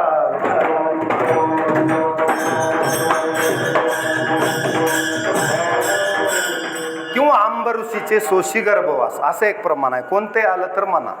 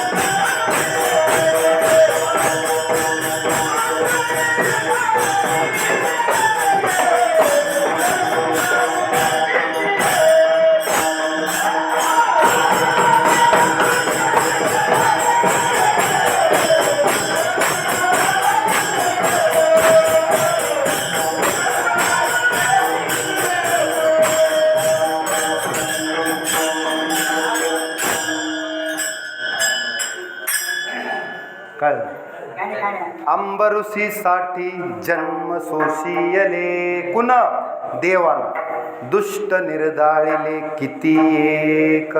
आता मी ही कथा लांबविणार नव्हतो, व्यासांची सोडून ही घेतली. त्याचं कारण काय? आज द्वादशी आहे आणि द्वादशीला कवळ कवळ पहाहो मुख पसरोनी धावतो देव क्षीरापती लागी टोकत ठेला असं वर्ण. आज क्षीरापती असतात द्वादशीला. ही द्वादशी त्या अंबऋषीचं व्रत आहे. म्हणून आज जर अंबऋषी नुसतं तोंडानं जरी म्हणलात तुम्ही तरी जे पुण्य इतर महिन्यात लागतंय, तर इथं तर आता डबल पॉवरची मशीन आहे. कोणता? अधिक महिना. अधिकस्य अधिकम फलम. ह्या महिन्यात काय दुप्पट बिलं निघत असतात. किती? एक सप्ताह केला की 2 सप्त्याचे पुण्य मिळते. एका सप्ताहामध्ये 2 सप्ताहाचं पुण्य ह्या पदरी पाडून घेण्यासाठी हा महिना असतो. नाही, बोनस मिळालेला महिना आहे. खरा महिना आहे का? टाकडे टुकडे जोडून मधीच घुसलेला, याला जवळ कोणी येऊ देईना गेलं, मी कालच सांगितलं. मग हा देवाकडं रुसून गेला, माझ्या ह्या महिन्यात पवित्र कामं नाहीत, लोक मला जवळ येऊ देण्यात. मग कृष्णानं त्याला पुरुषोत्तम मास नाव दिलं. नाही तर आधी मलमास म्हणत होते लोक, याला चिडवीत होते, टिंगलटावळे करू लागले. मग देव म्हणले, उत्तम हा पुरुषस्त्वन्य परमात्म्योतुदारुत यो लोकत्रयमा विश्व बिभरते वे विश्वरा. जे द्वाविमो पुरुषो लोके क्षरश्चाक्षर एवच. क्षर आणि अक्षर पुरुषा व्यतिरिक्त तिसरा पुरुष जो आहे तो उत्तम पुरुषस्त्वन्य.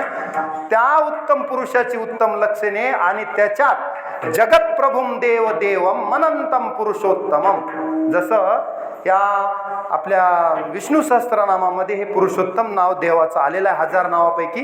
ते नाव ह्या महिन्याला दिलं. मग आता वाकडी नजर करायची कुणाची हिंमत नाही, कारण कृष्णानं त्याला जवळ घेतलं ह्या महिन्यात. मग मात्र आता कुणी बोलायचं, त्याच्यामुळं मग आता कोणी बोलणार नाही, म्हणून तो महिना खुश झाला. आणि त्याचं कसं आहे, चांद्रमासामध्ये 354 दिवस आणि सौर पंचांगामध्ये सूर्यानुसार चालणाऱ्या 365 दिवस आहेत. 365 मधून 354 काढले तर 11 राहतात. मग एका वर्षी 11चा फरक आला, दुसऱ्या वर्षी, तिसऱ्या वर्षी असा 3 वर्षानं 33चा फरक. कोणत्या तरी चैत्रपासून आश्विनपर्यंत कोण्या तरी महिन्यात अधिक मास येतो. ते 33 दिवस कालगणना ॲडजस्ट करण्यासाठी कुठंतरी टाकले जातात. मग तो अधिक मास असतो. मग आपल्याला वाटते आता चातुर्मासात पंढरपूरला वारकरी 4 महिने नामचिंतन करतात, पाठा ऐकतात, मोठमोठ्या महात्म्याच्या मुखातून श्रवण करतात. यावर्षी तर 5 महिने व्हाय त्यांना. आता आषाढ शुद्ध एकादशीपासून कार्तिक शुद्ध एकादशीपर्यंत चातुर्मास. यावर्षी अधिक मास घुसल्यामुळं किती महिन्याचा झाला? 4चा 5. विठाला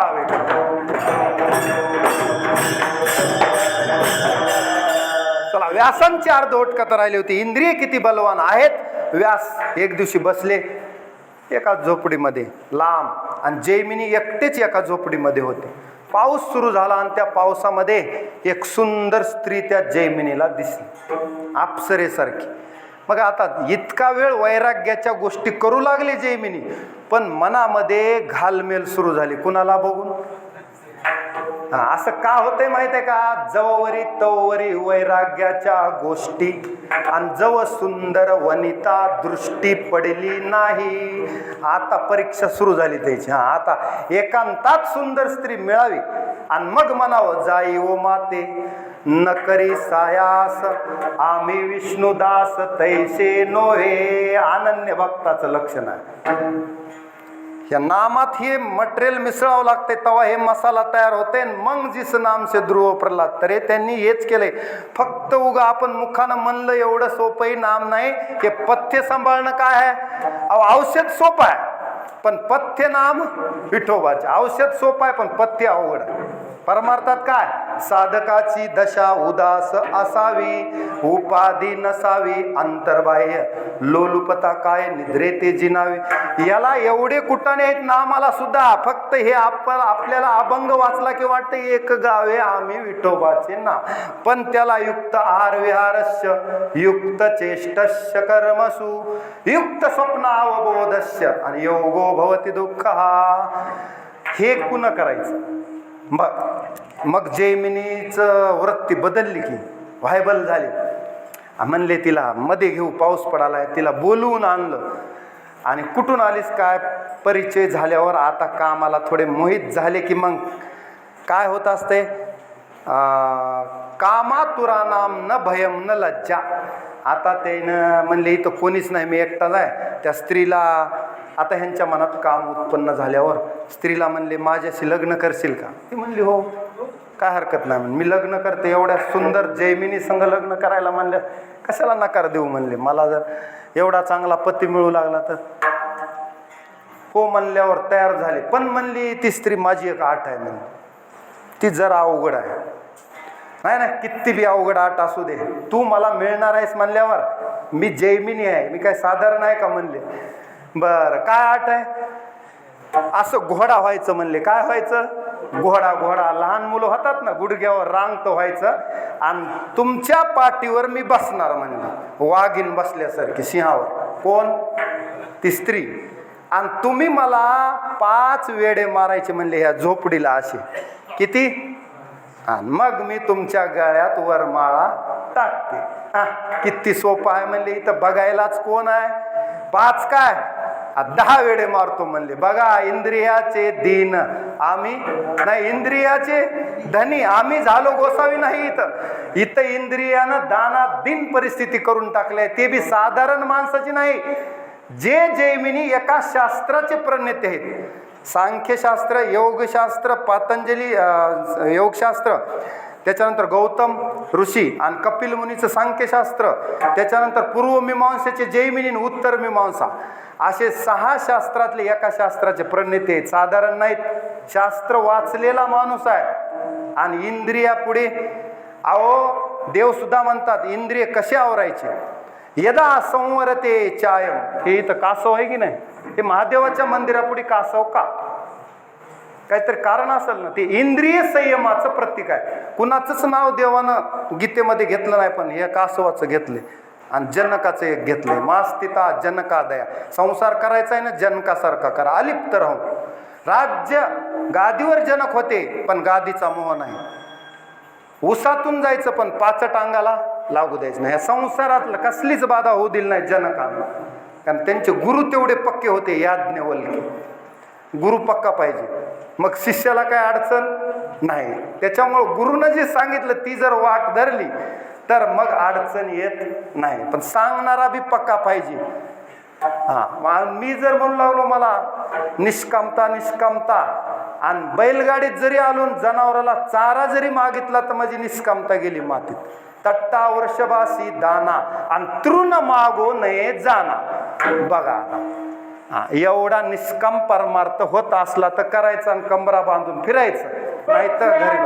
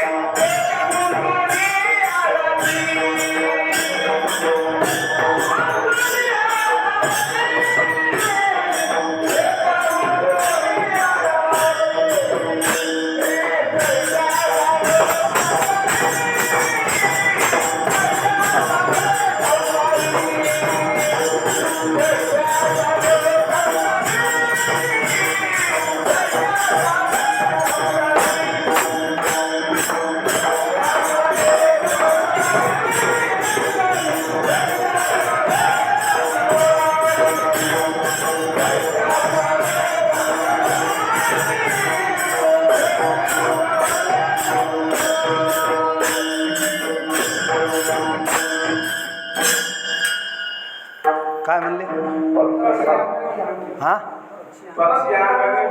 पक्षी अंगणी उतरती ते का गुंतोनिया राहती आणि तैसे असावे संसार. तसं राहायचंय पाहुण्याच्या रूपाने. ए साते आलिया. कसं राहायचंय? ह्या बाजारात आलोत आपण, पण पाहुण्यासारखं राहायचे. ओळंगा शारंग धरू. शारंग धरू म्हणजे देवाची ओळख करायची आहे, नाहीतरी संसारू वाया जाईल राया जाणारच आहे. मग ह्याच्यामध्ये काय पाहिजे? निष्काम वृत्ती, निरपेक्ष भावना, अनपेक्ष सुचिर दक्ष. कशाला सांगितले? तुम्ही जर भक्ताचे 36 लक्षणं वाचले तर ते 36 लक्षणं नामाला जोडले की मग एक गावे आम्ही विठोबाचे नाम म्हणायचं. तोपर्यंत नाही. कोणते कोणते 36 लक्षणं भक्तात पाहिजे? त्याच्यात अनपेक्ष, कसलीच अपेक्षा नाही. मानपानाची तर नाही, पैशाची नाही. अहो तुमचं देहावरच माणूस नसला पाहिजे. देहीच विदेही भोगू दशा नाही. अनेक प्रमाण तन धन तृणजन, सगळं तृणवत वाटलं पाहिजे. सगळं विश्वम, सगळं पूर्ण विश्व कसं वाटलं पाहिजे? तृणवत वाटलं पाहिजे. जसं लव आणि कुश जर बाहेर निघाले इतके तेजस्वी होते की ते जगताला तृणवत मानित होते. ते पोरं कुणाचे होते?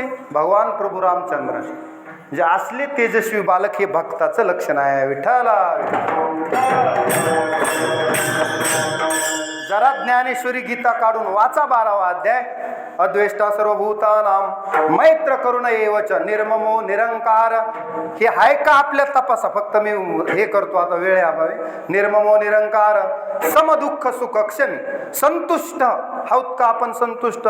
सतत योगी यतात्मा दृढ निश्चय मयी अर्पित मनोबुद्धीर यो मद्भक्त समे प्रिय. हा असा भक्त मला प्रिय आहे.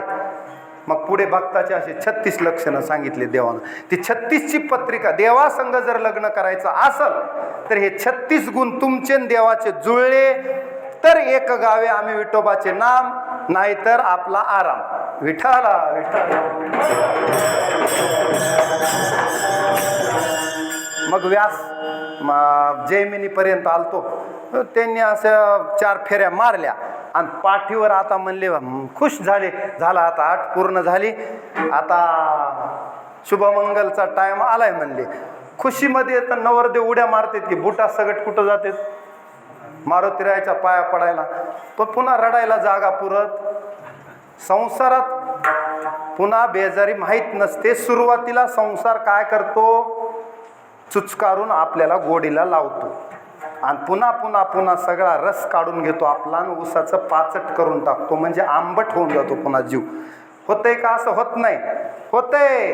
येत्त दगरे विषमीव. नीट आहे का? परिणामे अमृतोम. हे परमार्थाचं आहे बरं. परमार्थात सुरुवातीला कठीण वाटते भजन. 2 तास उभा राहायचं. महाराज सोडलं तर सोडलं, नाही तर एखादे महाराज नसले ताळ्यावर की किती वेळ लांबवतात.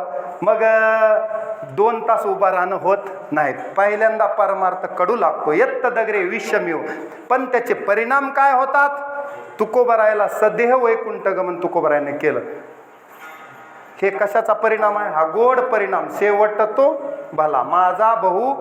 हे कशाचा परिणाम आहे? येत्त दगरे विषमीव. आधी विष पचविले महादेवासारखं. ह्याला विष पचवावं लागते परमार्थात आणि मग त्याचे कुठंतरी गोड परिणाम शेवटी येतात. येत्त दगरे म्हणजे सुरुवातीला. विषमीव परिणामे अमृतोपम तत्सुखम काय सात्विकम आत्मबुद्धी प्रसादजम असा एक श्लोक आहे. आणि त्याच्या आधी आहे विषयेंद्रिय संयोगात. मी सांगालो जैमिनीच्या संदर्भात. विषयेंद्रिय संयोगात विषय भोगताना कसं वाटते? विषयेंद्रिय संयोगात यत्त दगरे अमृतोपम पण परिणामे विषमीव तत्सुखम राजसं स्मृतम. विठाला. विषयाचे सुख येथे वाटे गोड पण पुढे अवघड यमदंड. ते जाऊ द्या. मग आता जैमिनीनं पाठीवर बघितलं तर पाठीवर बाई नसून व्यास बसलेले होते. कसं वाटलं असं? आता बलवान इंद्रिय ग्रामो विद्वांसमपि कर्षती. व्यासांच्या पायात लोटांगण घातलं. तुम्ही लिहिलेला एक बी श्लोक चुकीचा नाही अशी कबुली जैमिनीनं दिली. कोण होते ते? अचतुर्वदनो ब्रह्मा द्विबाहू परो हरी आभाल लोचन शंभूर भगवान बादरायणः. व्यास म्हणजे साधारण नाहीत. नमोस्तु ते व्यास विशाल बुद्धे. 18 पुराण लिहिलेत व्यासांनी. महाभारत लिहिलं. वेदांचे 4 भाग केले. ब्रह्मसूत्र लिहिले. एवढं लिखाण एकट्या व्यासांनी केले. व्यास म्हणजे दुसरे तिसरे कोण नसून प्रत्यक्ष परब्रह्म देवच आहेत. काय 4 हात नाहीत पण हरी आहेत. 3रा डोळा नाही पण शंकर आहेत. 4 मुख नाहीत पण ब्रह्मा आहेत असं वर्णन आहे त्याच्यात. अचतुर्वदनो ब्रह्मा द्विबाहू परो हरी आभाल लोचन शंभूर भगवान बादरायण म्हणजे व्यास.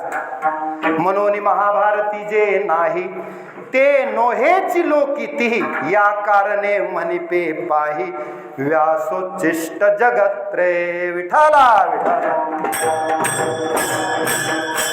म्हणून हळूहळू परमार्थाची वाट चालावी. हळूहळू डहाळे डहाळे केतुलेनी एक वेळे मार्गाचे नि बळे निश्चित ठाके. मग आता आम्ही इतर ज्या काही वाट आहेत त्या वाटेला आम्ही आता जाणार नाहीत असं कोण म्हणाले?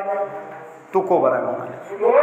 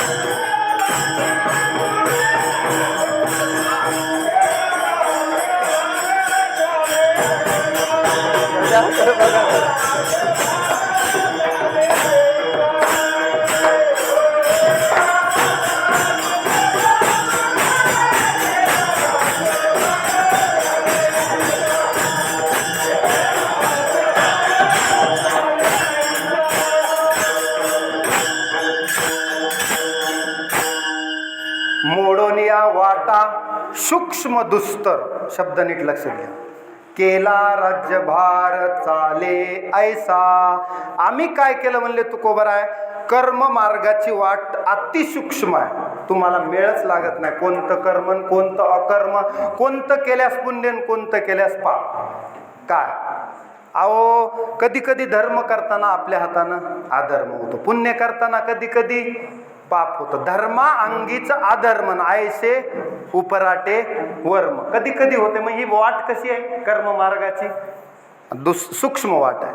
दुस्तर वाट कोणती आहे? योगाची. जे योगाची वाटा निघाले गा सुभटा, तया दुःखाचाची वाटा भागा आला. योगानं परमात्मा भेटलच ह्याची गॅरंटी नाही. म्हणून तर निळोबराय म्हणतात, नाना साधनांच्या केल्या खटपटा, परी त्यान पवती याच्या दारवंटा. मग असल्या वाटा काय कामाच्या? आडवा आडवीच्या, व्यवस्थित आपल्याला दुसऱ्या गावला न घेऊन जाणाऱ्या. उगच नाही मधला मार्ग आहे, पण पुढे गेले की कुठंतरी कुपाट्या लावलेल्या असल्यास काय करणार? त्याच्यापेक्षा केला राज्यभार चाले ऐसा. अहो, लॉरी आली काय, ट्रक आली काय, समृद्धी महामार्ग झाल्यास काय कसलंही वाहन जाईल का नाही? नाही नाही, इथून म्हणले मधून एक मार्ग आहे शॉर्टकट, पण तो शॉर्टकट मार्ग कधी कधी फजितीचा ठरू शकतो. बरं, मध्ये आडवा आडवी वाटमारी चोऱ्या बऱ्याच ठिकाणी लोक म्हणतात त्या रस्त्यानं. कशामुळं? नाही नाही, रात्रीच्या जाताना तिथं जवळपास असं लय घडलेलं आहे म्हणतात की नाही माणसं. मग तसल्या वाटा नको. अष्टांग योगाच्या मार्गा सगळ्या असल्याच आहेत वाटा. यम नियम प्राणायाम ध्यान धारणा समाधीपर्यंत जायचं म्हणल्यास कुठंतरी मधीच अडकून बसलेलाही पता लागत नाही. अहो, मोठ्या मोठ्याला रामाला समाधी लागली, वशिष्ठांनी ज्ञान दिल्या बरोबर समाधी लागली. रामच उठनात म्हणले, पुढचं कार्य बोलिला वाल्मिक तैशेची करीन राहून जाईल ना म्हणले. मग सुषुम्ना नाडीत प्रवेश करावा लागला आणि रामाला जागृत करावं लागलं. कुणाला? रामायण वाचतेत त्याला माहिती आहे. कुणाला? वशिष्ठांना. म्हणजे बरं तर बरं, समाधी उत्थान पुन्हा करता बी आली पाहिजे, लावता आली तशी उतरता बी. मग ह्या वाटा कशा आहेत? सामान्य माणसाला समजतात का? अहो, इथं एक संस्कृतच्या श्लोकाची आपली काय आहे, वानवा आहे, डोक्यावून जाते. तर इथं असल्या वाटा बारीक बारीक बारीक वाटा आहेत ह्या. बरं, अवघड बी आहेत, खराब नाहीत त्या वाटा. असं समजू नका त्या वाटानं गेल्यास काय मिळत नाही. मिळाल त्याला, मिळालं बी. चांगदेव होते, योगी होते, 1400 वर्ष जगले. योग काही साधारण नाही. ज्याला आताही हिमालयामध्ये योग केल्यास तुम्ही जास्त दिवस जगता. प्राणायाम ध्यान धारणा हे काही साधनं वाईट नाहीत, पण जमतेत त्यानं पेलल झेपल त्यानं करावेत. हे सामान्य माणसानं जर दिवसभर नांगर हाणून आला तर त्याला इथं कुबडत कुबडत चालाला आहे. आणि त्याला नाही महाराज, तुम्हाला मी अष्टांग योग सांगतो. अहो, ती गवळण म्हणली, मला अष्टभोग भोगणे माते नाही चाड. काय भक्ती प्रेम गोड लिहिले गे माये. आम्हाला अष्टांग योगे न सिनीजे, त्याला सीनच आपल्या वाट्याला येण्याचा जास्त शक्यता आहे. जमतंय त्या चांगदेवासारख्यानं करावं. कुणा संग? पतंजली चांगदेव हे काय साधारण नाहीत. आपण म्हणतो चांगदेव महाराज वाघावर बसून चाबूक घेऊन आले, पण ते करायला अहो, वाघिणीचं दूध काढून आणायचं तर पात्र सुद्धा आपलं स्टीलचं घेऊन जमत नाही, सोन्याचं लागतंय. स्टीलचं नेलं असतं ते दूध, त्याच्यात ते पात्र फुटून जाते. म्हणून ब्रह्मज्ञान पचवायला सुद्धा काय इथं झोपलेल्या माणसाला ब्रह्मज्ञान. अहो, कीर्तनात कसं ऐकायला पाहिजे? बारीक म्हणजे कशाचे कान करायचे? काय लक्ष नाही, लक्ष नाही. ज्ञानोबरायची ओवी आहे. म्हणून सूक्ष्म ऐकायचं. फार काळ चांगलं ऐकायला आता इथून पुढे तुम्हाला भेटणार नाही, लक्षात ठेवा. संप्रदायामध्ये चांगलं ऐकायला कमी भेटणार, हे सत्य आहे. सध्याची परिस्थिती बघता.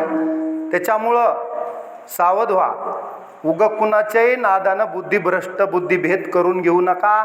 स्वतः ग्रंथ वाचा, पाहून या ग्रंथ, करावे कीर्तन, तेव्हा आले जाण फळ त्याचे. उगीच फळ येत नाही ना, हाणल्या गप्पा आवतावरल्या खळ्यावरल्या आणि झालं कसं बी 2 तास चालीत, अर्धा तासन मधल्या प्रमाणाचा मेळच नाही, कुठला अभ्यास नाही, श्लोक नाही. झाला कीर्तनकार की लागला पैसे कमवाय की मोठी गाडी मोठी ढेरी. असला जर कार्यक्रम असाल तर तुम्हालाही काही भेटणार नाही, कीर्तनकारालाही काही भेटणार नाही. तुका म्हणे देती आणि घेती तेही दोघांचंही पतन आहे. विठाला विठाला. म्हणून तुकोबराय म्हणतात, बाबा आमची वाट सोपीच असेल आणि आम्ही एवढ्या अवघडात पडणार नाही. मोडून या वाटा सूक्ष्म दुस्तर, केला राज्यभार चाले आहे. आमचा भक्ती मार्ग एवढा कठीण नाही, फक्त पथ्य सांभाळणं आम्हालाही कठीण आहे. पण ते काही एवढे बी अवघड नाहीत मनावर घेतल्यास. काय मनावर घेतल्यास होईल का नाही होईल? शक्य तर आहे की नाही? अहो बरवे झाले आलो या जन्माशी, शक्य नाही का? जोड जोडीली मनुष्य देह आहेशी. असला देह दिलाय काय? डुकराचा आणि बैलाचा दिला नाही. हा देह म्हणजे तुम्हाला आम्हाला मिळालेलं एक अनमोल रत्न आहे देवाकडून. हे काय टाकाऊ नाही. कितीतरी देव सुद्धा ह्या देहाची इच्छा करतात. इहलोकीचा हा देह देव इच्छिता ती पाहे. असला चमत्कारिक देह दिलाय. जरा त्या देहाचा अभ्यास करा. देह उगच नाशिवंत देह जाणार सगळं, तो देह साधन म्हणून दिलाय आणि ह्या साधनानं परमात्मा साध्य करायचा आहे. विठाला विठाला. उगच गाऊ प्रमाणे म्हणल्यानं होत नाही. आता वेळ झालाय आणि गाऊ बी नका. माझा विषय 2 चरणाची संगती लावून देतो आणि 10 मिनिटात कीर्तन संपवतो. विठाला एकदा सर्वांनी विठोबा रखमायचं भजन करा, म्हणजे झोपलेले जागे होतात. विठोबा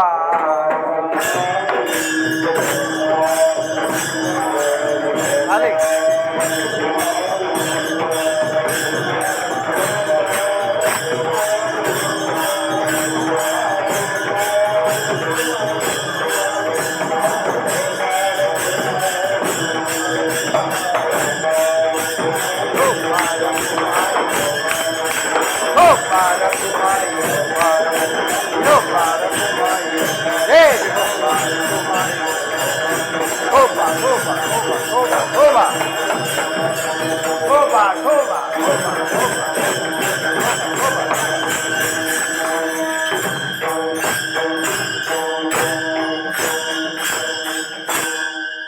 तेवढा बसलेल्याचा गजर काय ऐकू आला नाही, म्हणजे लांबलं का जास्त अर्धा तास.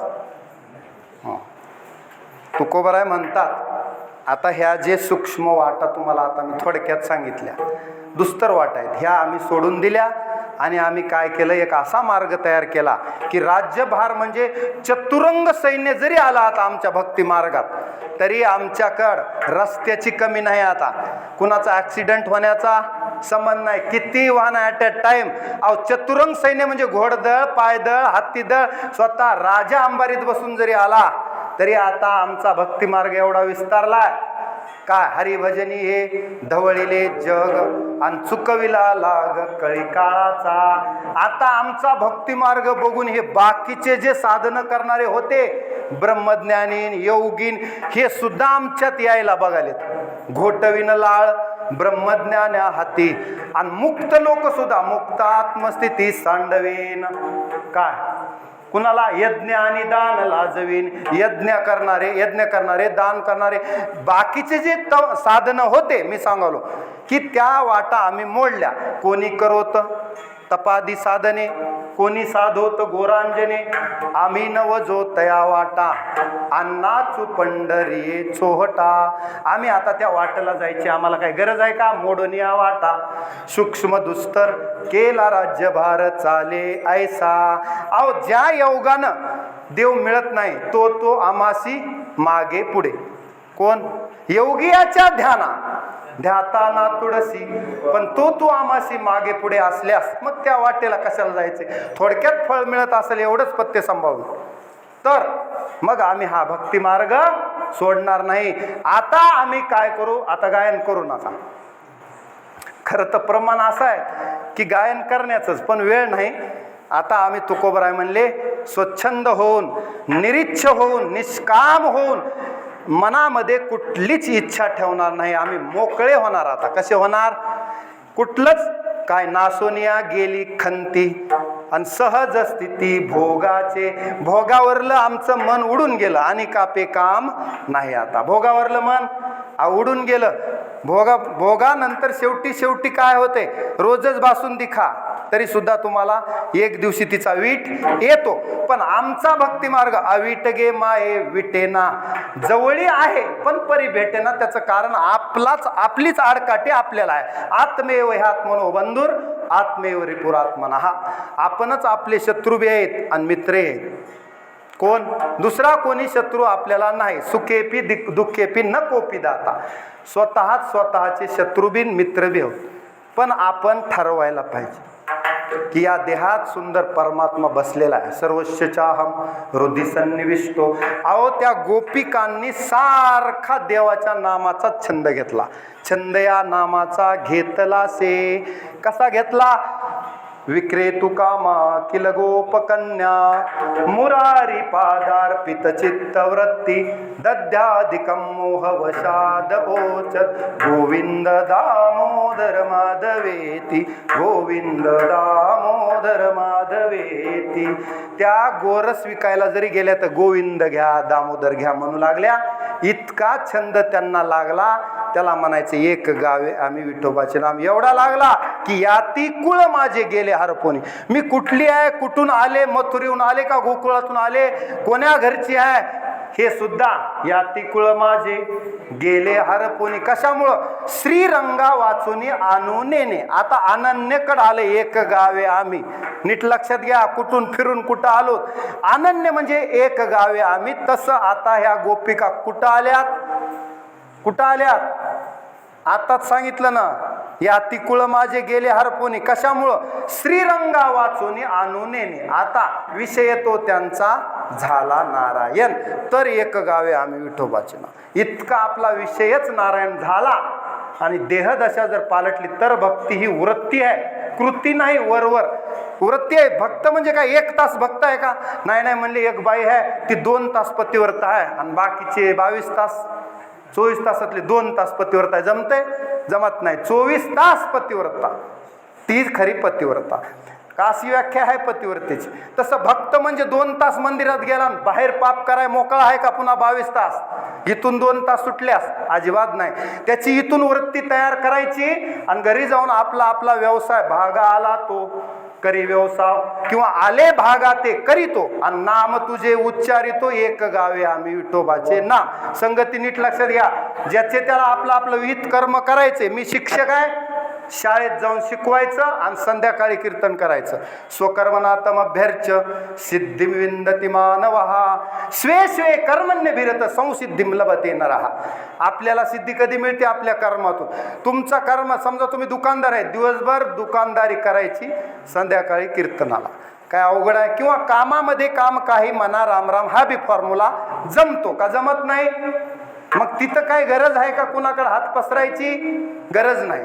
आपलं काम करून आपलं वित्त आपण कमवायचं. परमार्थातून वित्ताची अपेक्षा करायची नाही.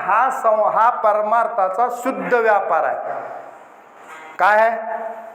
आता चालू असलेला व्यापार नाही. आपण व्यापार करालोच त्याचा. तसं नाही परमार्थामध्ये. हे कधीतरी समाजाला कळाल्यास डोकं आपटायची वेळ येणार आहे. विठाला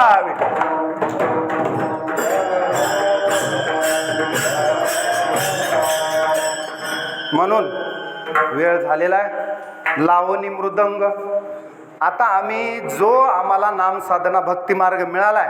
आता कसल्याच परिस्थितीत न फिरे माघारी, बैसले शेजारी गोविंदाचे. हाच नियम आता. न फिरे माघारी, बैसले शेजारी गोविंदाचे. आता लावणी मृदंग आता काकड्यापर्यंत चलू द्या. श्रुती टाळ घोष काय आहे का? तयारी आहे? लावणी मृदंग आताशी कीर्तनाची सुरुवात आहे. लावणी मृदंग, श्रुती टाळ घोष. विना टाळ मृदंगाचा घोष सुरू करायचा आणि अखंड भजन करायचं. अखंड खंडेना जीवन. वृत्ती गोविंदमय होत नाही तोवर भजन. कवर भजन? वृत्ती गोविंदमय होत नाही तोवर भजन. टाइम कड लक्ष आहे. समजायचं पूर्णपणे भजनात मन नाही, घड्याळकडे लक्ष आहे. विठाला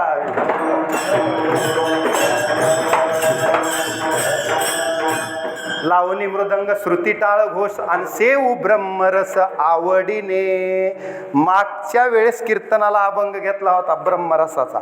सेवितो हा रस वाटितो आणि का. माझ्या पक्क लक्षात आहे इथं कोणता अभंग घेतला होता. घेतला होता की नाही माऊली? घेतला होता का? बरोबर आहे. किती जणांच्या लक्षात आहे बघा. 5-6 वर्ष झालं इथल्या कीर्तनाला. म्हणजे फिरून मी पुन्हा येईन म्हणल्याने ते माऊलीनं आम्हाला आणलं. काय प्रेमसूत्र दोरी आणि नेतो तिकडे जातो हरी. तसं त्यांच्या प्रेमानं मला इथपर्यंत आणले. काय नांदेडहून आलोय मोटरसायकलवर. विठाला विठा.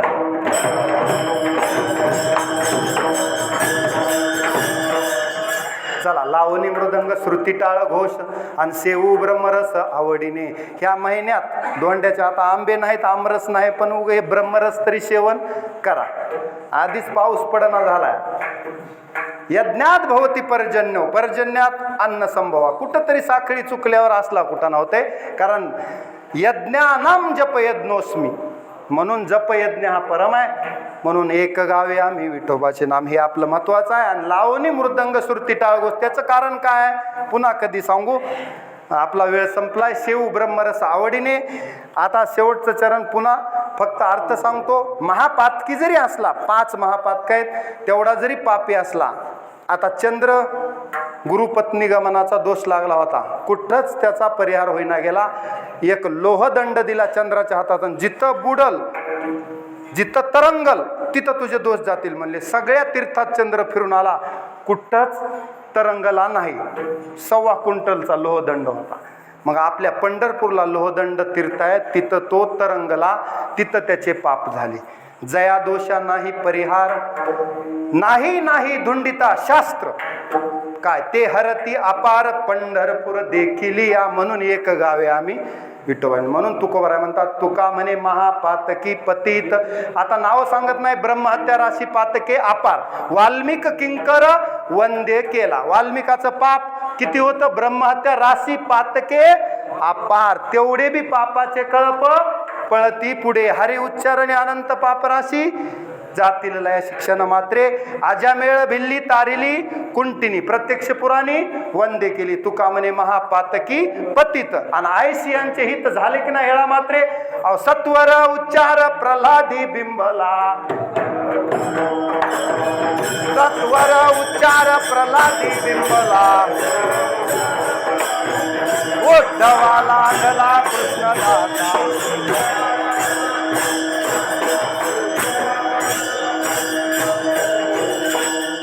सत्वर का सांगालो मी? हेळा मात्रेसाठी. तुम्ही म्हणताल हे मधीच प्रमाण कुठून आलं? हेळा मात्रे म्हणजे सत्वर. सत्वर म्हणजे लवकर. किती लवकर? प्रल्हाद म्हणला बाहेर जर असला कुठं ना असलं, हे ह्याच्यात त्याच्यात लुडबुड करून पुन्हा परमार्थात येण्यापेक्षा मी गर्भातच जेने गर्भीच मज घातली मिठी. आणि ऐसा जगजेटी तो भक्त प्रल्हाद. काय प्रल्हाद महाराज? आईच्या गर्भातच इतकं सत्वर. हेळा मात्रे म्हणजे ताबडतोब वळकिलं बाहेर. शुकाचार्य म्हणले बाहेर लय चित्रपट बेकार आहे, म्हणून गर्भात 12 वर्ष थांबले होते. कोण? ब्राह्मणाचे पोरे एक खेळाशी भ्याले, ते 12 वर्ष लपाले. तसं प्रल्हाद म्हणला आपलं काय नाही म्हणला. काय करायचं? जेने मज गर्भीच घात ऐकोनी नारदाची गोठी. जेने मज गर्भीच घातली मिठी. आणि चला म्हणले गर्भातच एक गावे आम्ही विठोबाचे नाम, आणि कापे काम नाही आता. म्हणून प्रल्हादासाठी नरसिंह अवतार झाला. विठाला विठाला. झालेली सेवा. या सेवेमध्ये मी आता कुणाचंच नाव घेणार नाही पांडुरंग महाराज. कारण कुणाला घेतलं, एकाचं नाव घेतलं एकाला राग आहे. आणि मला ओळखीचे 2च माणसं आहेत माझ्यासोबत आलेले, आमचे हरिभक्त परायण प्रल्हाद महाराज धबडे.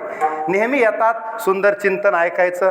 आणि त्यांची एक ओळख आहे, आमचे माऊली पांचाळ, त्यांचं प्रेम आहे, म्हणून मी इथपर्यंत आलो. आमचे पांडुरंग महाराज नेहमीच. आता फोन केला काळे महाराज आधी करून एकदा आलोय, आता पुढच्या वेळेस नाव घेतो. आज परिहारात वेळ जास्त घातला नाही, कारण मला तो आवडतही नाही. आणि तुम्ही सुद्धा तशी माझं नाव पत्रिकेवर छापान, महाराजांना घ्यान. नाही घेतल्यास पुन्हा तारीख नाही, आम्हालाही गरज नाही. विठाला विठा. पत्रिकेच्या नावाला आणि फोटोला भुललेला महाराज नाही. उगा आता चलालय फेसबुक व्हॉट्सअप म्हणून आम्ही टाकतो. कशासाठी? बऱ्याच जणांची मागणी असते 2-4 फोटो टाका म्हणून. तुम्हाला म्हणलं होतं मी घ्या 2-4 फोटो, त्याच्यामुळं म्हणलं होतं, बाकी काही नाही. लक्ष द्या. काय हनुमान महाराज? मग हनुमान महाराज सांगतात म्हणजे ते कडक शब्दात सांगतात, पण गुण हमखास विठ्ठला विठ्ठल.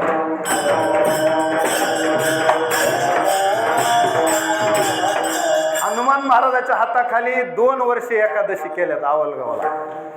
आणि 3 वर्षे रामायण केले आपल्या सोमेश्वर मंदिरात. मग ते कसून कसून अंगोअंगी मुराला छंद झाल्याशिवाय काय आद्य वासुदेव घ्यावा, मग अंती छंदे असं होतंय ती. म्हणून तो मुरावा लागतो. आणि मुरल्याशिवाय कसं असते, लोणचं मुरल्याशिवाय नाही तर ती काय होते, नाकात शिरते. लोणचं सुद्धा मुरलं पाहिजे, तसं परमार्थात मुरावं लागतं. आणि हे गाव मुरलेलं आहे म्हणूनच इतका वेळ बसलेत, 11:15 वाजलेत. म्हणजे ह्याची पावती आहे की गाव परमार्थात मुरलेलं आहे. विठ्ठला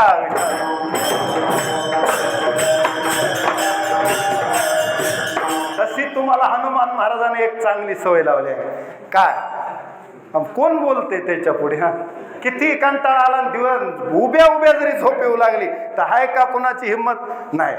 मग त्याचाच आम्ही थोडा फायदा घेतला. जाऊ द्या, वरी वेळ तुमचा म्हणलं आहे तर आपलं हनुमान महाराजाचं गाव आहे, चलतंय.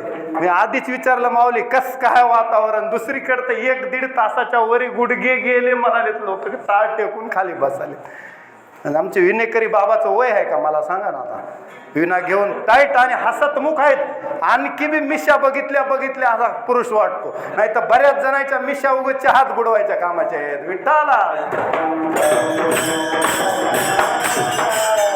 घरी काही चलत नाही. जाऊ द्या, झालेली सेवा हनुमंतरायाच्या चरणी समर्पित करतो. पुरुषोत्तम मासानिमित्त आपण नामचिंतन करण्याचा प्रयत्न केला. हनुमंतरायाच्या दरबारामध्ये, भगवान शंकराच्या दरबारामध्ये आणि पंढरीश परमात्मा विठ्ठल रुक्मिणीच्या मंदिरामध्ये सेवेचा योग. तुम्ही तिन्ही देव एकाच मंदिरात केलेत. आता नाव कोणत्या देवाचं घ्यावं? मी दर्शन घेताना तिकडे गेलो विठ्ठल रुक्मिणी, इथं आलो हनुमंतराय. पुरुषोत्तम पदवी मिळवली हनुमंतरायानं. रामानं स्वतः हनुमंतरायाला पुरुषोत्तम पदवी दिली, बाकी कुणालाही नाही. ते वाचा का दिले. आणि ज्ञान राणा शंकर ह्या साईडला असल्यास, आणि महारुद्राचा अवतार काय 11वा रुद्र म्हणजे हनुमंतराय आहेत. तर असं एवढ्या देवाच्या सानिध्यात म्हणल्यास कशाला झोप येईल. आणि भीती वाटायचा संबंध नाही. मागे पुढे उभा, तुमच्या मागे देव आहे पुढे आहे की नाही. मी म्हणलं आता मंदिरात दुसरीकडे रचना कशी असते, एकाच साईडला देव, पण इथं मागे पुढे उभा राहे सांभाळीत. त्याच्यामुळं महाराजाला इथं घाबरायचं, बाकीची चिंता करायचं काम नाही. अवघी चिंता वारली. चला, तुका म्हणे महापातकी पतित आणि ऐशियांचे हित हेळा मात्रे मोडून या वाटा सूक्ष्म दुस्तर केला राज्यभार चाले ऐसा. झालेली सेवा हनुमंतरायाच्या चरणी समर्पित करतो. वाणीला पूर्णविराम.